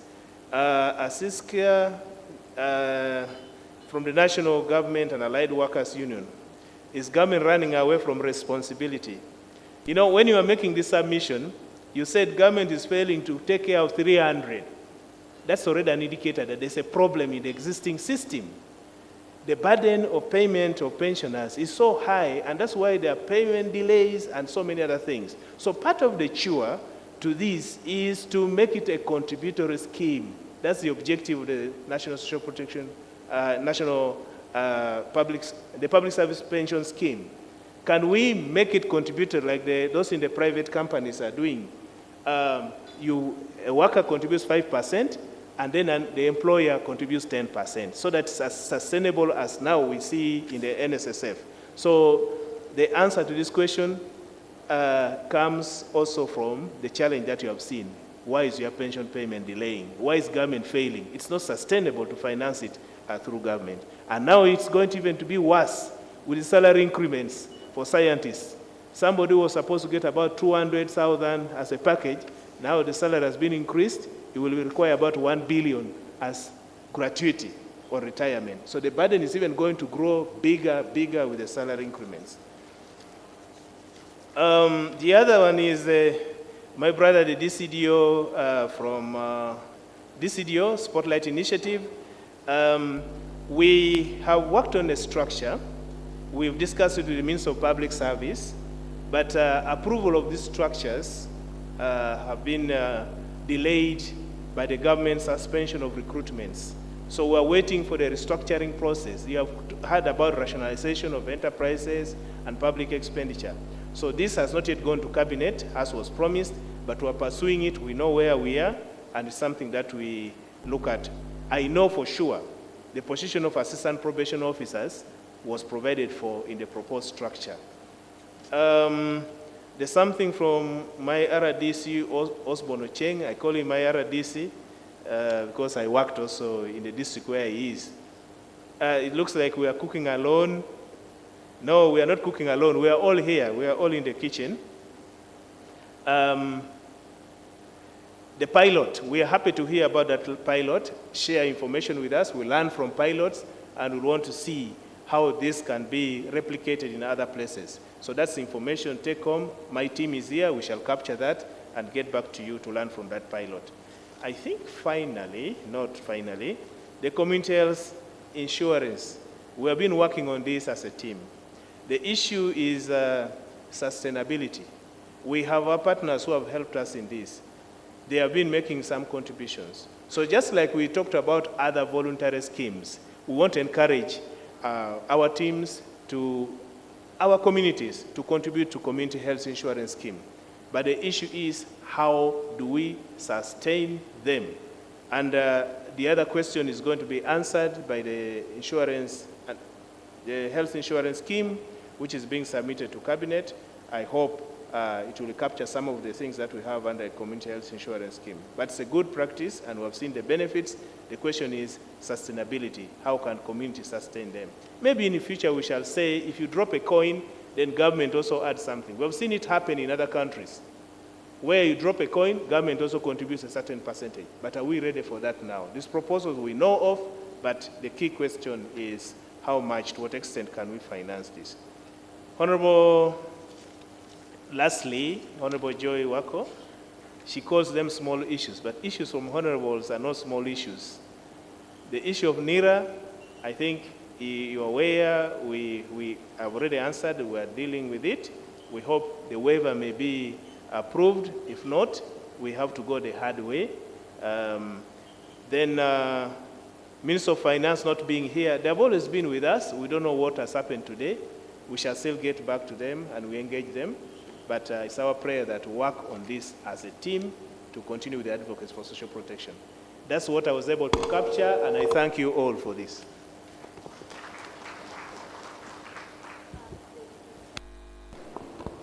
Thank you so much, James. As we wind up this panel, I think there were specific questions, but it wasn't clear who it was addressed to. But I had a question for you, Munir. While you answer that question, starting with Angela towards the end, if there is a specific question you want to respond to or comment, please feel free. But I would like to actually ask all of you for one last word you want to say about how to progress Uganda's social protection system in the future. So I'll start with you. Thank you very much. I'll try to wrap it up. I know a number of questions touched on funding, because when someone asks and says, how about us, the youth? How about the children? It all ties in with funding. So first of all, let me state that social protection is key to securing a number of rights. That is why you also saw in the keynote address of Dr. Suruma that he was talking about, I shouldn't starve to death. I should be able to access health. Then there are issues around education, access to education. So it ties in a number of rights, and we categorize those rights as economic, social, and cultural rights. So in answering the question about funding, let us also be reminded that this social protection provision is a state obligation, and the right to social security is an entitlement for all citizens. So you do not have to be old to access social protection. Across the life cycle should be the word. And it doesn't matter where you're born, whether you're born into poverty or what, it doesn't matter. So whether you're sick, unemployed, all those number of things. But let me give some answers, some solutions, because my colleague here from Gender, we work closely. They have also been grappling with funding, and also people who work in government will tell you that unfunded priorities. So let me give some suggestions. My team at the Initiative for Social and Economic Rights, we've done research to see how we can fund progressively these public goods to be able to live in dignity. And I talked about progressive taxation earlier. So what is progressive taxation? In progressive taxation, we are looking at a progressive system where you do not have taxes like VAT that are impacting more on the vulnerable, but look at who is earning more and tax them more such that it doesn't bring more problems of inequality. Another thing we have in this country is around the tax exemptions. There are too many, but we would like Parliament to compel the Ministry of Finance, Planning and Economic Development to do a cost-benefit analysis around tax exemptions, the current tax exemption. We do not have that study unless it was published yesterday or it's ongoing, but we need Parliament to compel Ministry of Finance to do a cost-benefit analysis around tax exemptions because we are losing a lot of money around that. Another thing is illicit financial flows, that people who come here to do business in the name of investors, and this money is either moving out illegally across borders, but also we have a lot of money, people who are doing here business legally, and they are earning this money legally, but the way they are doing their tax returns, they do not pay the amount of money that they should be paying in taxes. Big corporations. And then the other thing is around taxing global multinationals. We have many global multinationals that are coming here. That digital tax would take us very far in securing money for these public goods to avoid the situation that Dr. Suruma talked about of a subhuman state. And the other thing also that we could look into in how to get more money as a country to finance this is there are a number of course leakages that I've talked about, but we need to eliminate unnecessary spending, and that one I've already given details. That can we make sure that we prioritize, set our priorities right? What is the use of the budget called circulars when people are not following them? Okay? Thank you. Thank you so much. Monia.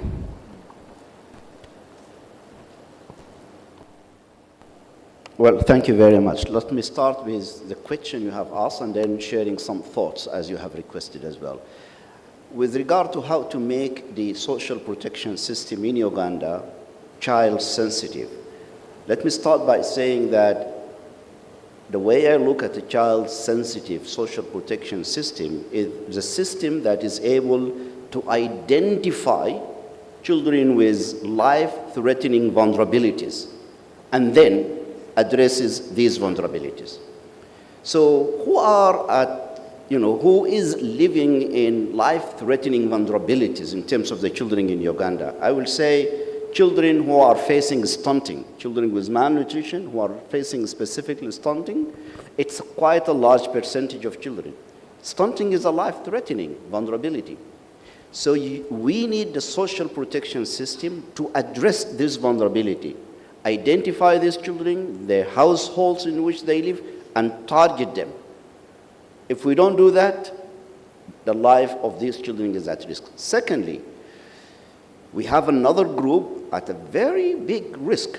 In Uganda, we have 15 million children who are in the age group of school going. So we should look at how many children are in the schools in Uganda. Are they 50 million or less? At the moment, out of the 15 million, 6.2 million are in the labor market. This is according to the last labor survey, which is less than 1 year old. If you have this number, which is close to 45% of the children who should be in school are in the labor market, that's a risk. Their families, they need the little income these children are generating to overcome their financial income poverty. So a child-sensitive social protection system should identify these children, should support them to be back in school. These are only two examples. I think there are so many other vulnerabilities. The last type of vulnerability I want to mention, which is not well reported, is a category of children who majority of them, not all of them, were born during the COVID lockdown. During the COVID lockdown, every day, more than 1,000 teenage girls were becoming pregnant. 1,000 girls, more than 1,000 girls, every day were becoming pregnant during the lockdown.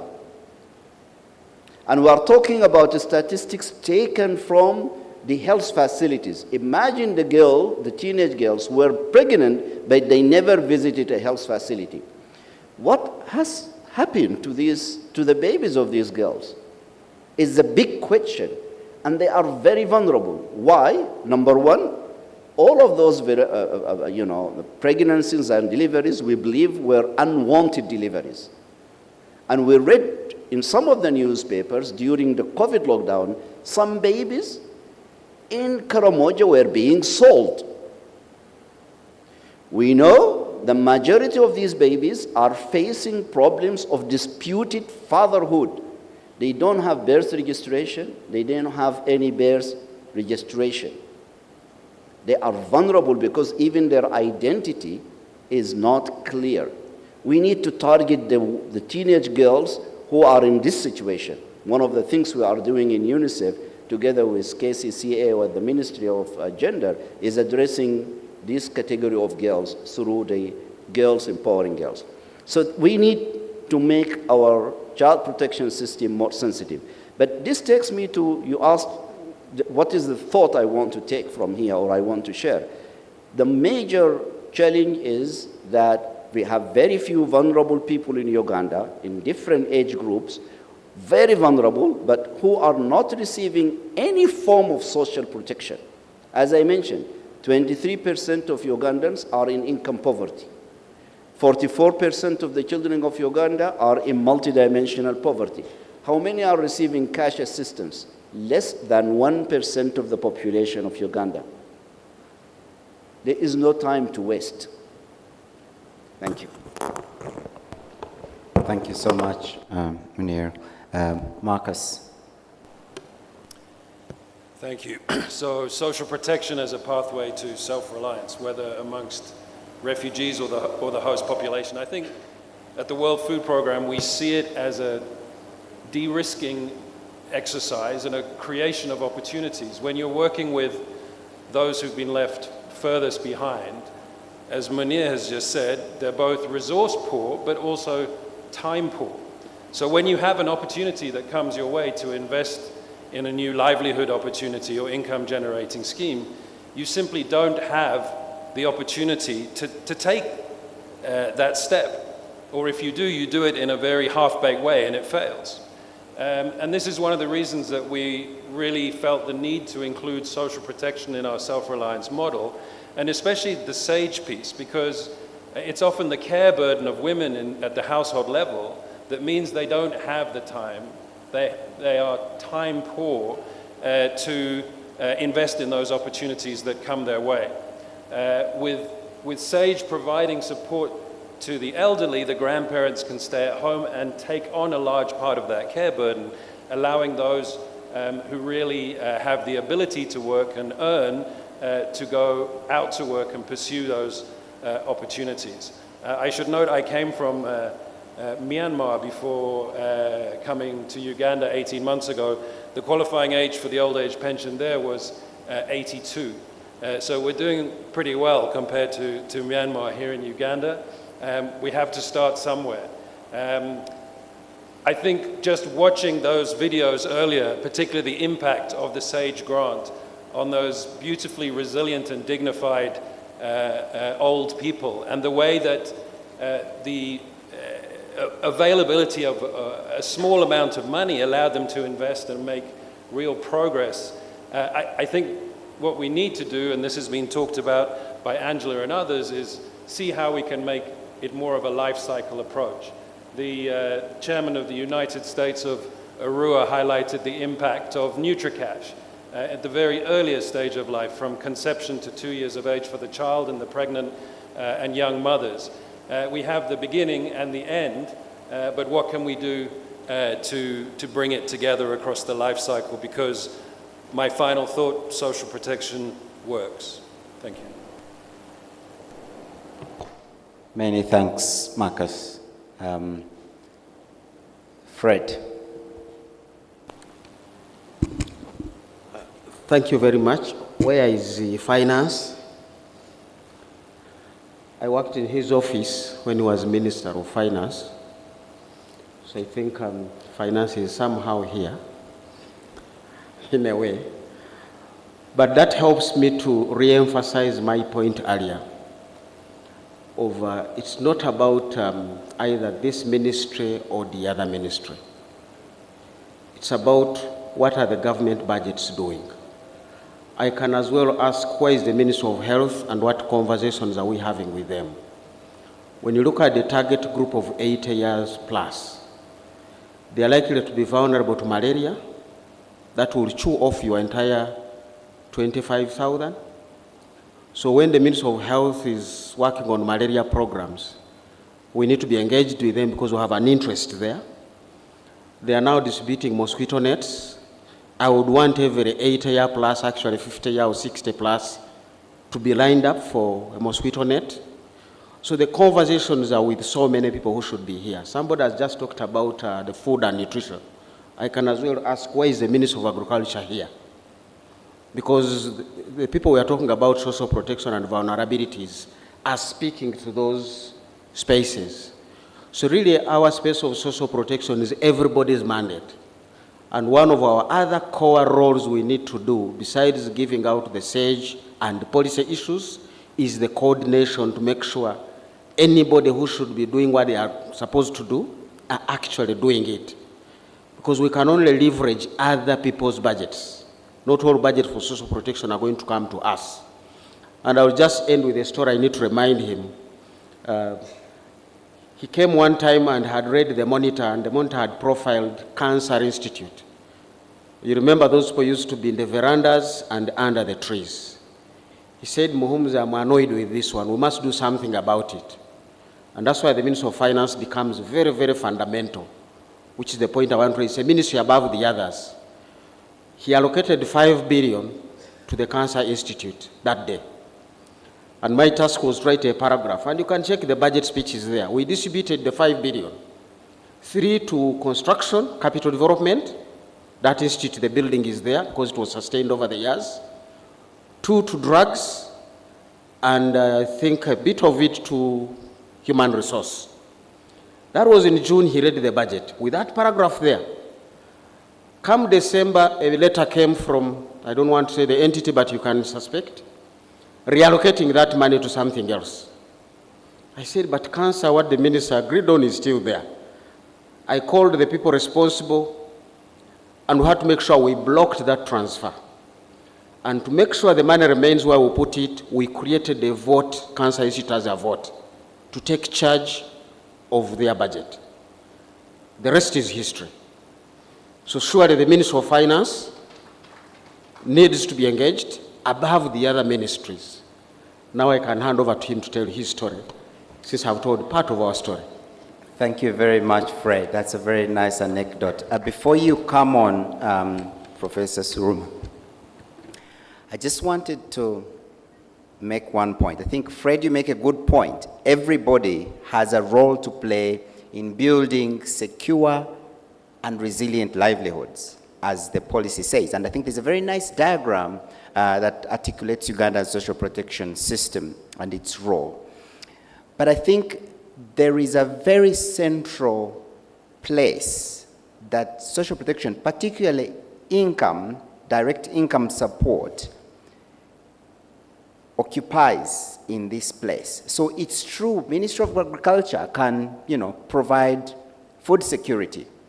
The Ministry of Defense can give us, the security we need in our borders. But for the most vulnerable people that we've all been talking about, income is so fundamental.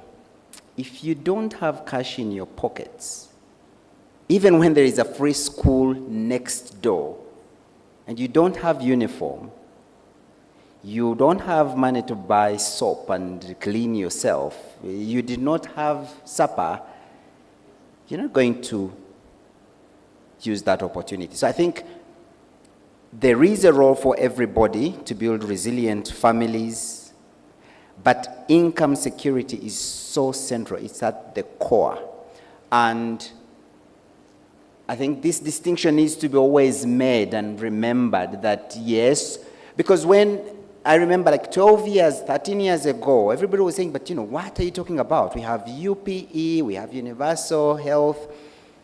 The reality is that for the majority of Ugandans, even when these services are there, they can't access them due to financial barriers. And I think that's the core role of Social Security that needs to be acknowledged at a household level. And so with that clarification... No, just a minute to add. Actually, we are on the same page, because what I'm looking at is when you give this money, what takes away that income? Can we cover that elsewhere so that this income remains with this person for an emergency or their very core need? You saw your person here, he said he planted rosemary. He did goats. Now, if there is no extension service provider, that investment is gone. Absolutely. Thank you so much, Fred.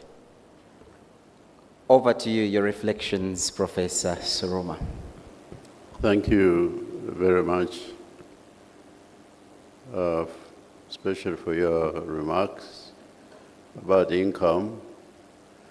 I don't know how you read my mind. There were questions, particularly youth unemployment, youth being 78% of the population. This is a fundamental question regarding Social Security. The first priority for social protection is income, is employment, self-employment or employment elsewhere. And speaking as an economist,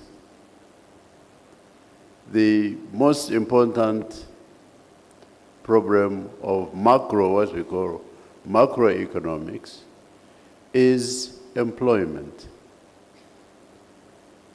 So in any advanced economy, the number that matters the most is the rate of employment vis-a-vis unemployment.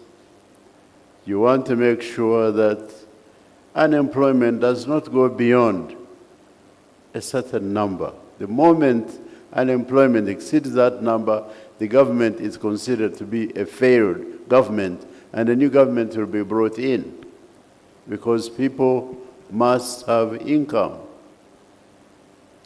Social protection problem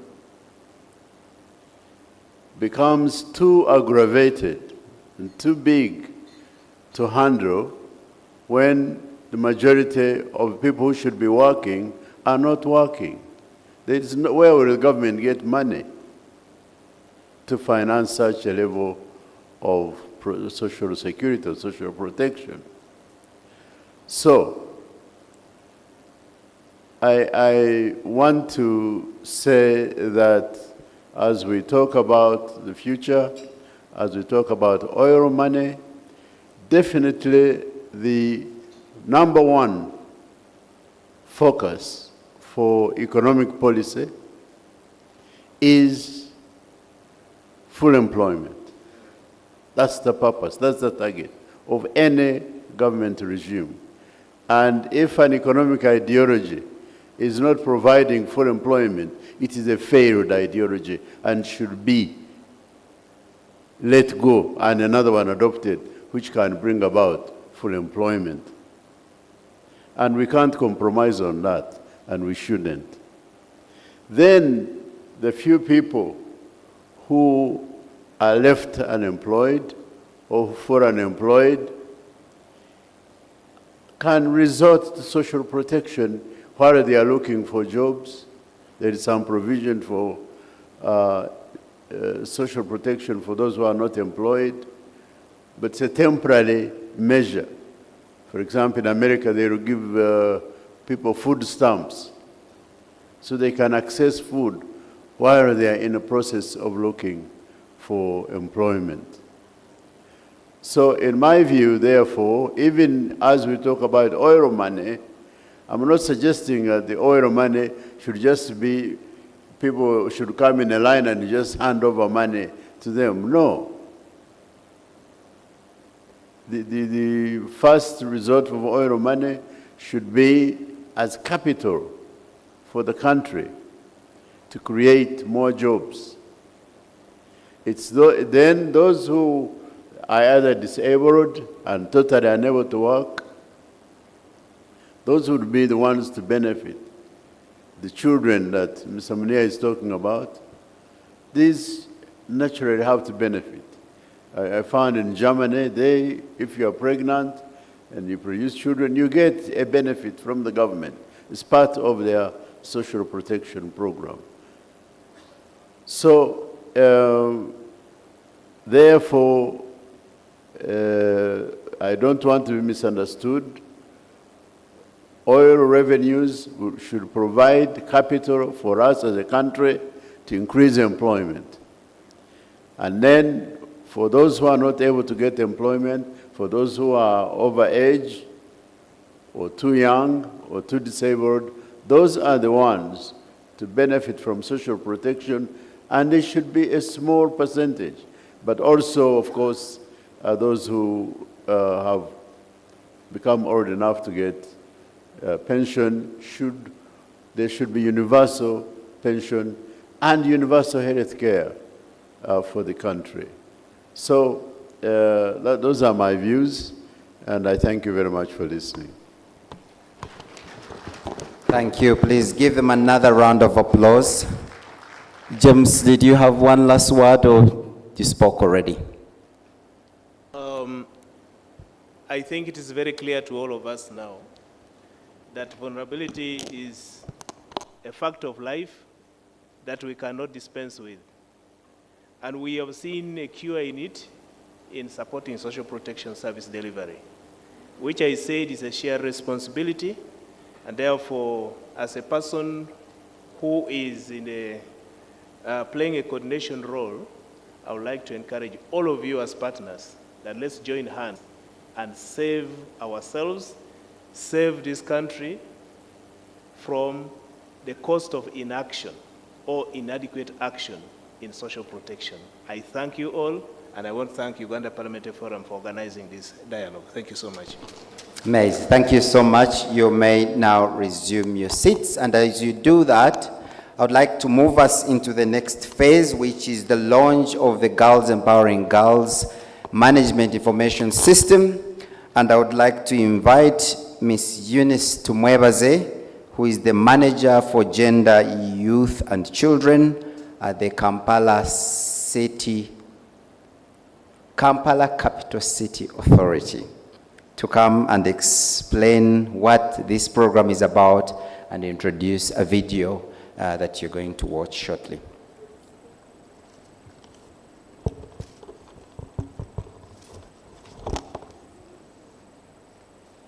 Thank you so much, the moderator, chairperson, Social Protection Forum, members of Parliament, development partners, colleagues, ladies and gentlemen, good afternoon.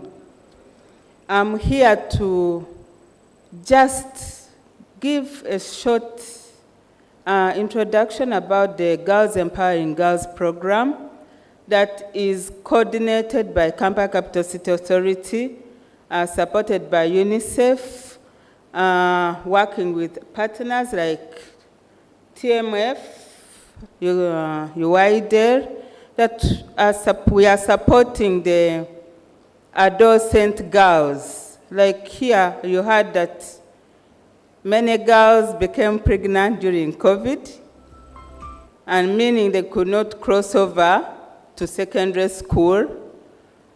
Some live in the most vulnerable places in Kampala, in some areas, meaning they are not able to manage to sail through to the next level of adulthood. So we have been implementing this program since 2019, and we have a video that shows a documentary, just a short documentary that shows what has been happening. And then we have an MIS that we have developed with support from UNICEF to capture data. We noticed the discussion here was indicating that some of the issues that we face is getting data, knowing who is the most vulnerable, what is happening to them. So as KCCA and our partners, we have developed an MIS that will help us to capture data of everyone that is benefiting from Girls Empowering Girls, but also identifying the most vulnerable in our community. Malcolm, I will request that you pay attention to this short video. It is really very short. And then we'll request the chief guest to launch the MIS so that we begin to use it as KCCA. And if you love it as government, you can scale it up. Thank you so much.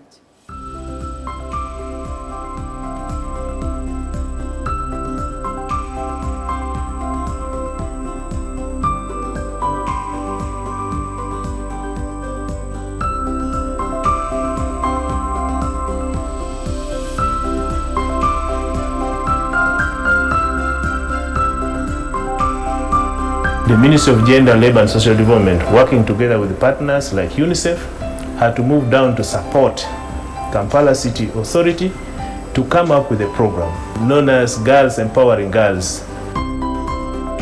The Girls Empowering Girls is a social protection program. We are targeting vulnerable girls. These are girls below the age of 18, both in school and out of school. And these are basically vulnerable girls who cannot afford the basic necessities to keep them in schools and to keep them going. Through this intervention, we are supporting the girls in Kampala with a cash transfer component which helps to capacitate the girls and their families to be able to access basic services. We're actually also providing linkages, to access basic social services in health, in education, as well as in protection and access to justice. We are also providing mentorship skills for those girls to help them transition into more productive adults for those that are choosing alternative paths. Nalina omwana aliko obulemu kati nga gwendabirira mwanyinaze najjaafa nenja nsigaza fayika nembeera nga kwegamba omugugu enneetise muki munene Katonda atanyamba nembeera nga bajja ne bawandiika omwana oli alina obulemu nabeera nga akola ki afunayo kale ku buyambi obutuweebwa KCCA sente ezagege eza Sumaiya alina obulemu mutwalako ekatalemwa mu b'obulemu ne basobola badokita okumulaba mbeera ze zaalimu nazigulako n'embaata nembeera nga ngulako n'ensansa bwentyo okuluka ku mikeeka nisobola okubeera nga zitulabira mu bbanga zisobole otutuusa wali ku sente eza lutu endala eziba zizze. I was 16 years. They were telling you that I'm too old.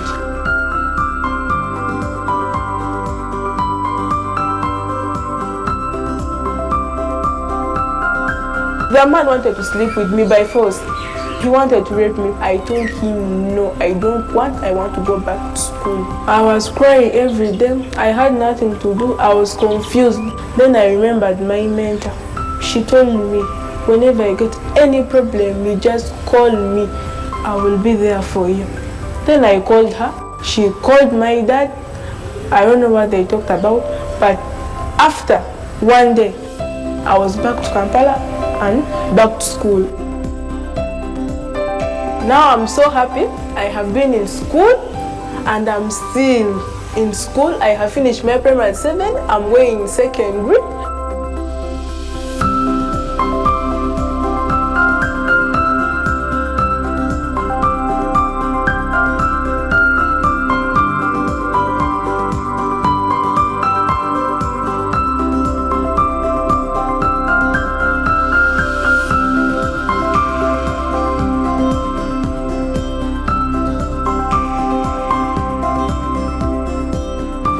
looking at scaling up the program, but also having a replication of the same to other urban centers.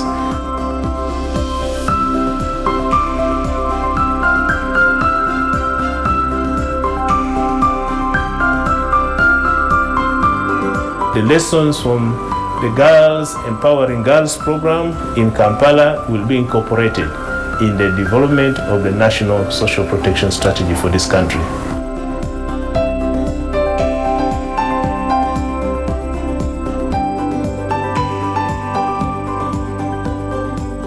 We are proposing as UNICEF, as the organization that focuses on children's rights, that Uganda considers as social protection measure and payment for children under the age of 19 who are living in extreme poverty. Their life can change. They will live with dignity, they will go to school, and they will not be forced into early marriage. They will not be forced into child labor. Thank you so much. So there is one for launching, talking about the MIS, and then we shall have a curtain raiser. Thank you so much. Malcolm? Thank you, Ministry of Gender, for all the support. I know we've been working together this journey. It's a good program. It has 3 components. The first component that is very important is mentorship.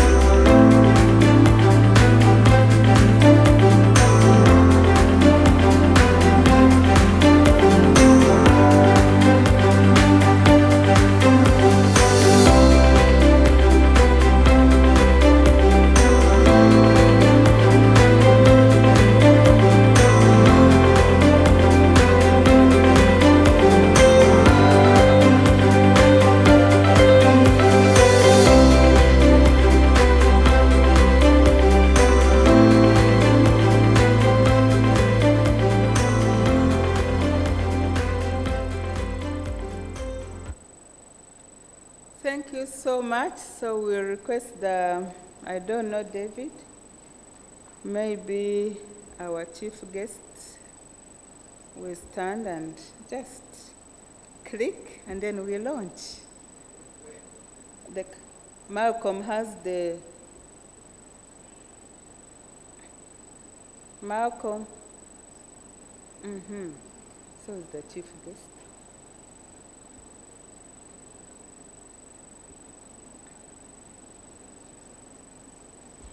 So thank you so much. The MIS really describes the whole process, how the money is transferred from KCCA to the girl, and we can tell who has received the money and who has not. Through mentoring, still we can get to know the issues that are coming through.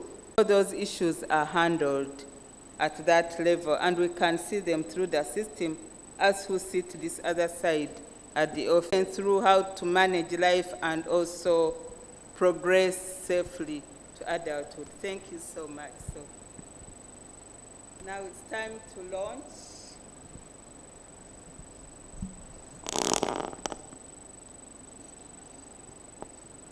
Hallelujah. Amen.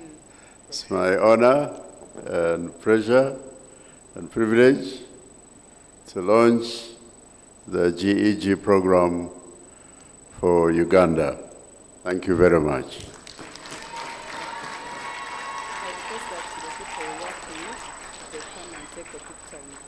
Okay. I request that the people we work with under GEG, Annette, Zaina, yes, Zaina, people we work with, GEG, Annette, Sam, TMF, UID, please come and we take a picture with Professor. Mr. Rakabare, I saw you somewhere. Please come and represent KCCA. Our director, Mr. Bitu, please come and we take this moment. It's very, thank you so much.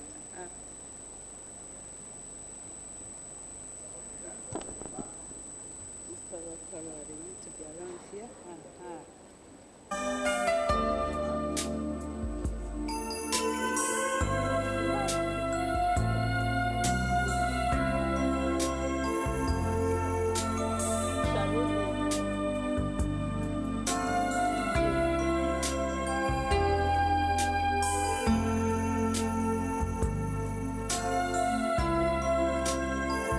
Mr. Tawanda, we did not thank you. Oh yeah!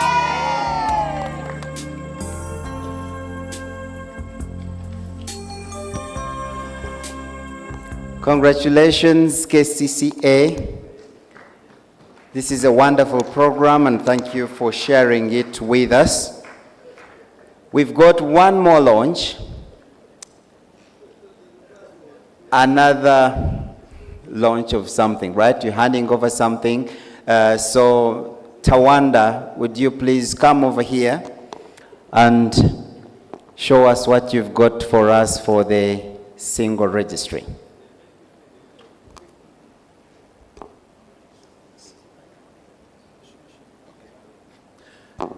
Thank you very much. Good afternoon, colleagues.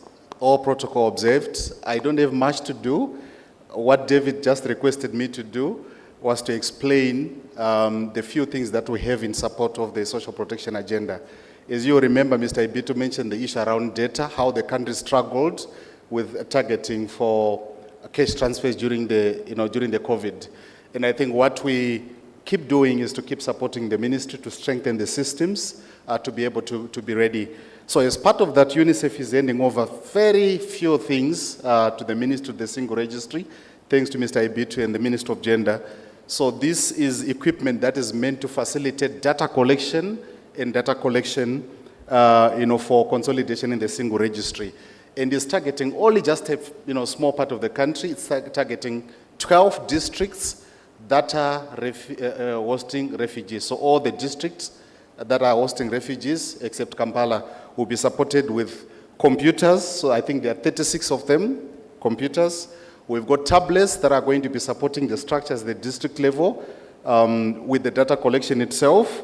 We've got laptops that are supporting the National Data Center. We've got 2 screens, TV screens for display that will help in terms of the data interaction. We also got software, the firewall, that will also help. Monir and Mr. Ebito, please come forward.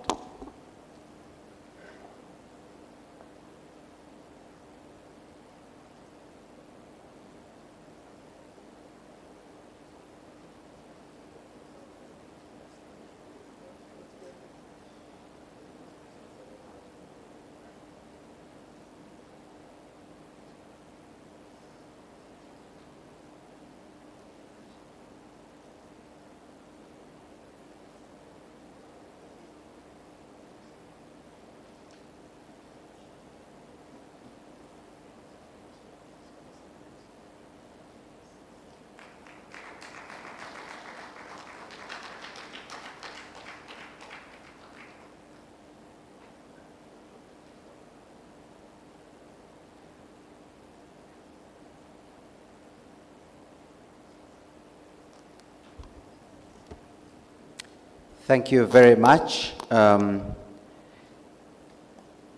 Congratulations, everybody. We are at the tail end of most of the discussions we've been having, so we've got all the administrative stuff out of the way. But there's one more thing to do.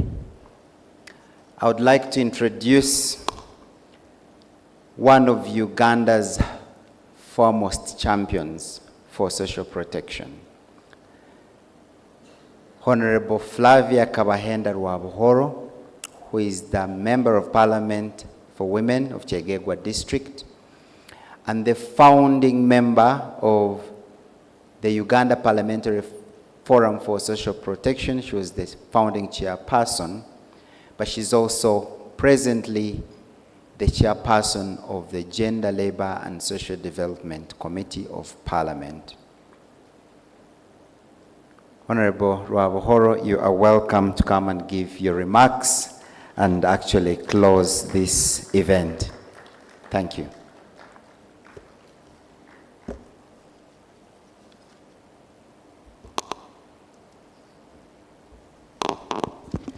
Thank you very much, David, for really steering this event to time, because I got worried in the morning when I came that we were going to be so terribly out of time, but I think we are not doing badly. Good afternoon, ladies and gentlemen, and others, because since yesterday I understood that the intersexuals are also some vulnerable group, those we call hermaphrodites, because they have no sex yet, some of them. And that's when I realized that actually this country could be having more than 4,000 intersex persons. So we need to be very inclusive, that we say ladies and gentlemen and others, not to include homos, of course. But I want to take this singular opportunity to welcome you once again and to be very thankful and grateful to all of you. Dr. Suruma, we cannot take the time you have given us for granted. We want to thank you very much for being here. Director Ebitu, Ministry of Gender and the Expanding Social Protection Unit, we want to thank you for the collaboration and for organizing with us the National Social Protection Dialogue. The Uganda Parliamentary Forum on Social Protection members, I want to thank you very much because you were ahead of this. Welcome back from Lamuo and Acholi region. And we want to thank you for the role you played there. And I'm sure whenever communities see members of parliament, they know that their issues will reach the decision tables. I would like to raise you up, honorable members of the Forum on Social Protection. Just stand up so that people can know that the forum is here. These are very gallant members of the Uganda Social Protection Forum. Some of them could have walked out for various reasons, but they were on top of this. I want to thank all our development partners, WFP, UNICEF, Irish Aid, and all the other development partners. I'm sorry that I didn't get a whole list of them, but I know we work with them. And they have done us a very great job to make sure that they walk the journey of social protection with us. I want to thank the technical partners who are here, all of you in your technical capacities, beginning with the Secretariat for the Uganda Parliamentary Forum on Social Protection. I don't know whether my Secretariat members are still in the room or they are making some organizations. I can see Joshua, I can see Gloria, and I'm sure the others are doing administrative work. I want to thank you very much for the technical assistance you have given, and all of you technical people who are here, coming from different civil society organizations and development agencies.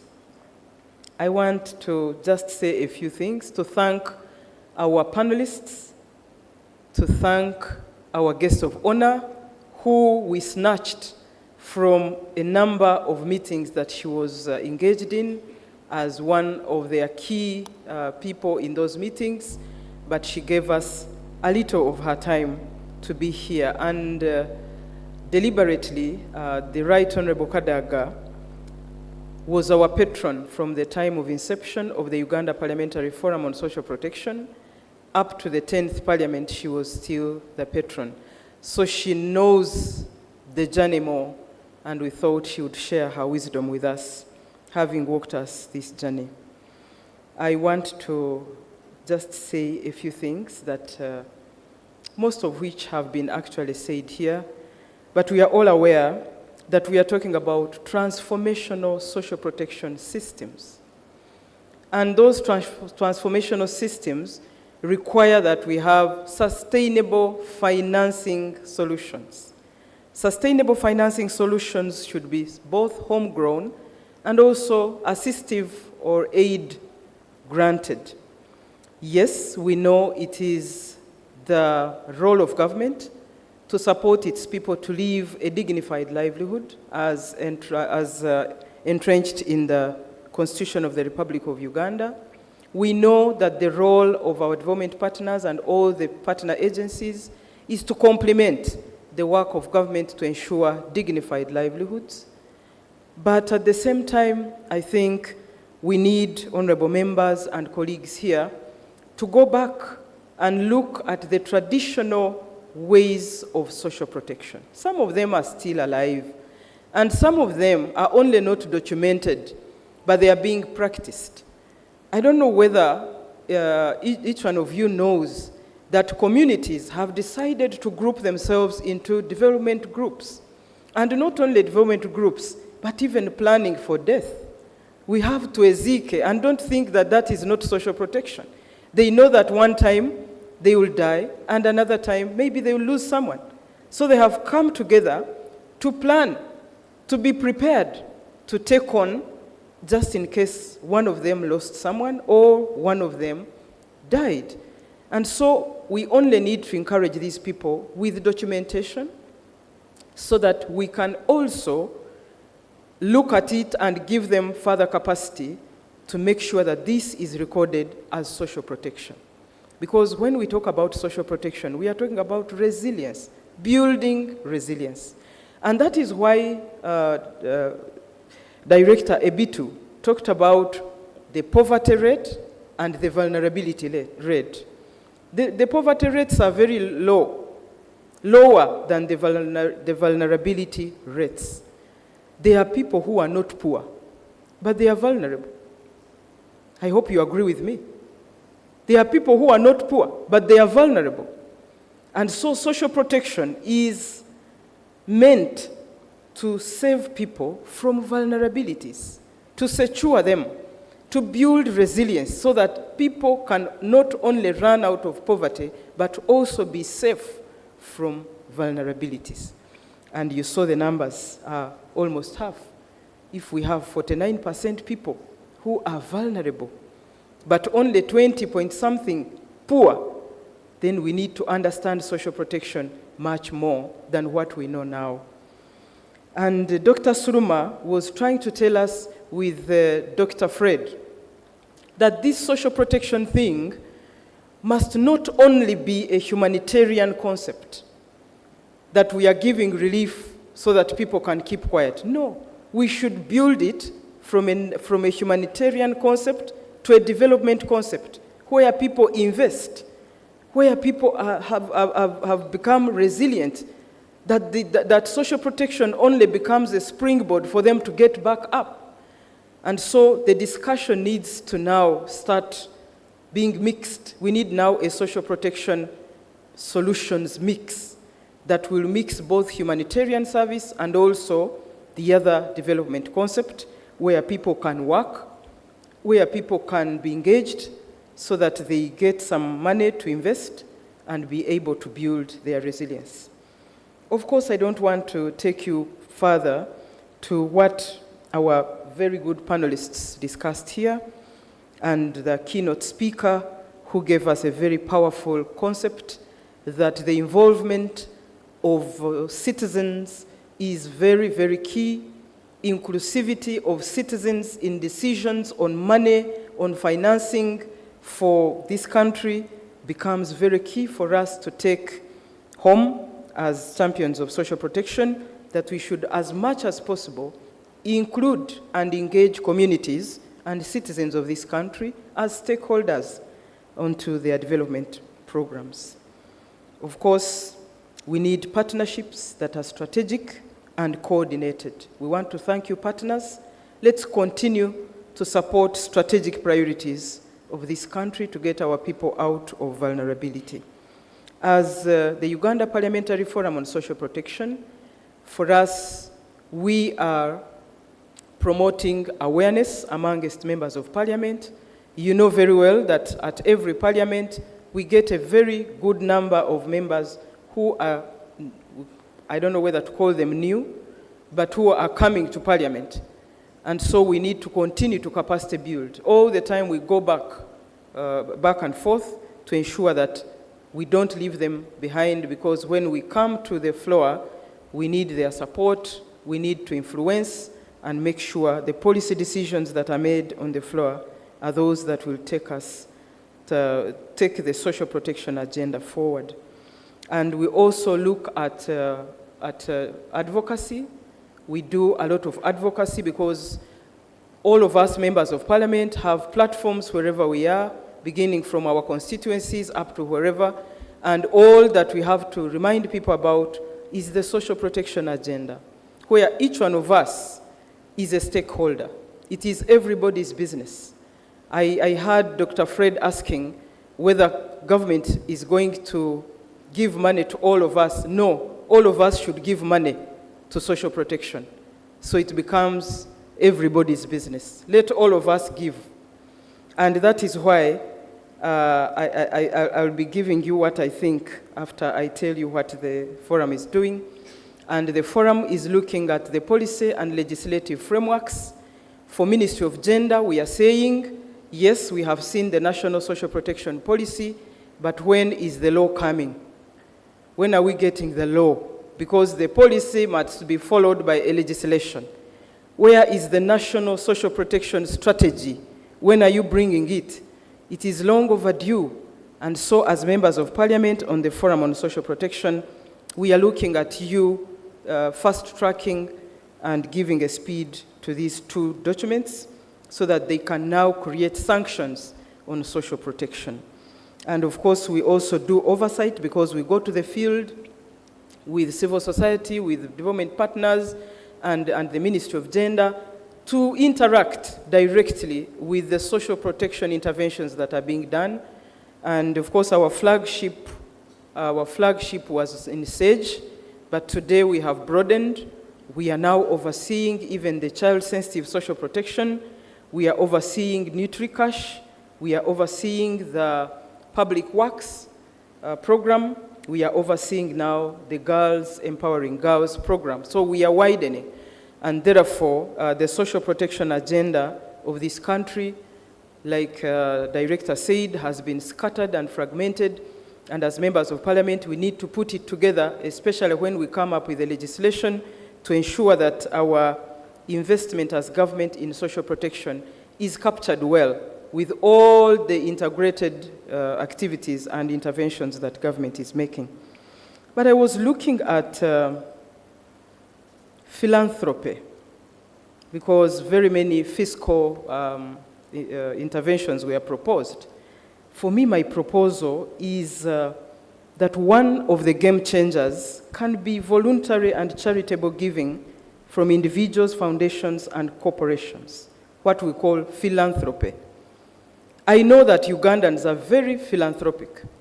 Someone just throws a message on WhatsApp to inform you that he's going to marry, and people start giving money on the paper without seeing even the face.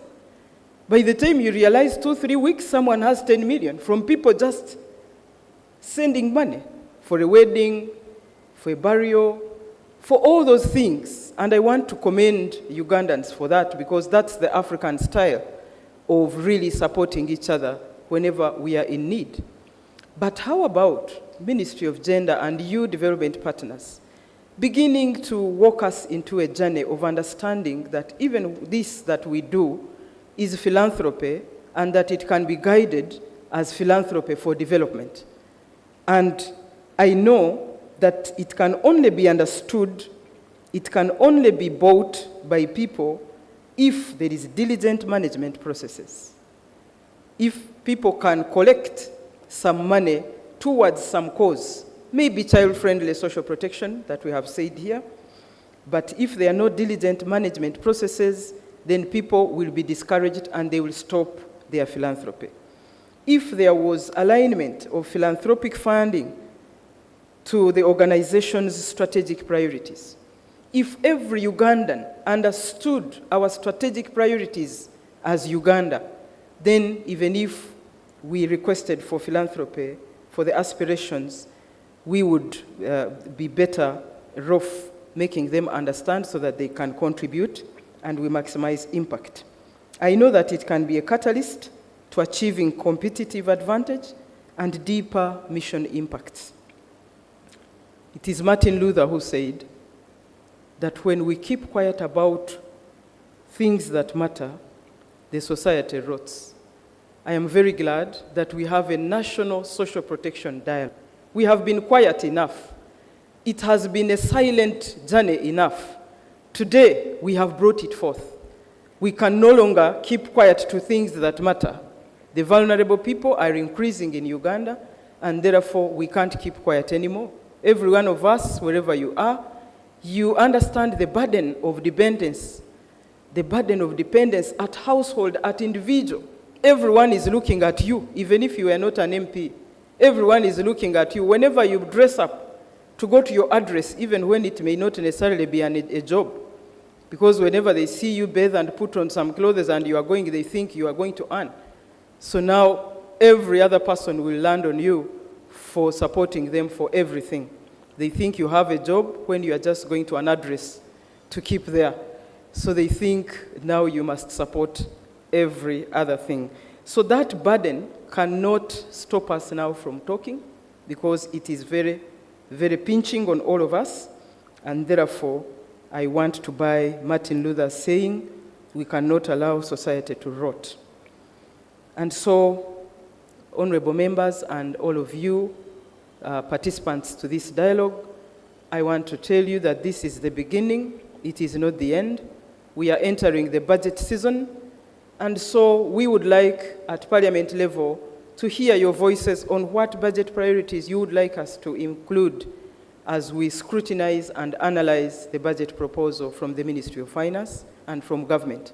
So you are welcome to the committees, different committees, finance, budget, gender, natural resources, wherever you think, because social protection now is going as far as addressing disasters that are happening not only in Karamoja, but in almost every part of this country. And so we would like to hear your voices. How best would you like to see your budget look like? And we shall be there to give your voices, and we ensure that the budget captures a good number of issues that are supporting social protection. I thank you very much, and on behalf of the Uganda Parliamentary Forum on Social Protection, I would like to appreciate your coming, appreciate the time you've given, and also wish you a blessed day and a blessed campaign for social protection. I thank you very much, and I would like to declare the dialogue closed. Thank you so much, Honorable Rwavhoro.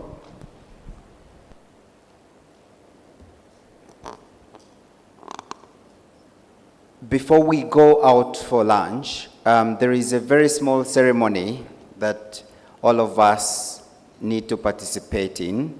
So our keynote speaker, Professor Suruma and Flavia, will lead us into the process of signing a commitment. All of us will sign a commitment. I don't know what's on that document, but on that board, but we are obviously committing to investing in a life cycle social protection system. Can you bring it maybe to the center? Yeah, that would be much easier and more photogenic, I think. Excellent. Do we have a pen?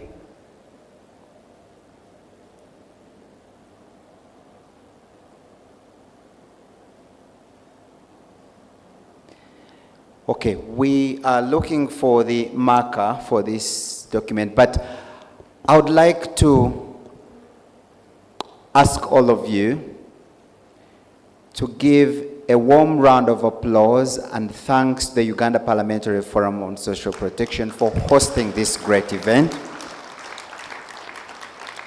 Big round of applause to our keynote speaker, Professor Ezra Suruma. A big round of applause to all our panelists. And a big round of applause to Honorable Flavia Kabahenda Rwabuhoro for championing the cause of social protection in Parliament. So if you will, please come over and sign, and then everybody else will take turns to sign on this commitment. And as that process goes on, I just wanted to end this conversation today by saying that if we invest in a life cycle social protection system, which basically means that every child in Uganda has access to the financial means through their parents to enable them to eat well, to access health services, to access educational services that are free. They will be protected from the worst forms of vulnerability. They will get the full benefit of the investments we have in education and health, and in the future there will be more productive employees or entrepreneurs or farmers, and that's how we're going to break the vulnerability to poverty. So please, everybody, if you can walk over to the board and sign it, make sure your signature is on it. We are making history. Honorable Flavia said we are starting on a new journey. Please sign and become a part of this journey. When you finish signing, please go at the registration desks at the back. You will find your lunch coupon, and looking forward to having more conversations with all of you during our lunch time. Thank you so much, everybody, for being here today. Give yourself a big round of applause. Thank you so much, and thank you so much to the technical team for all your support with sound, the pictures, and everything else, including our meals. Till next time, I remain your friend, David Lambert Tumwesije, and please join us at Save the Children International to build more child-sensitive and inclusive social protection systems. We are part of this journey, and we are really excited to be here as well. Thank you.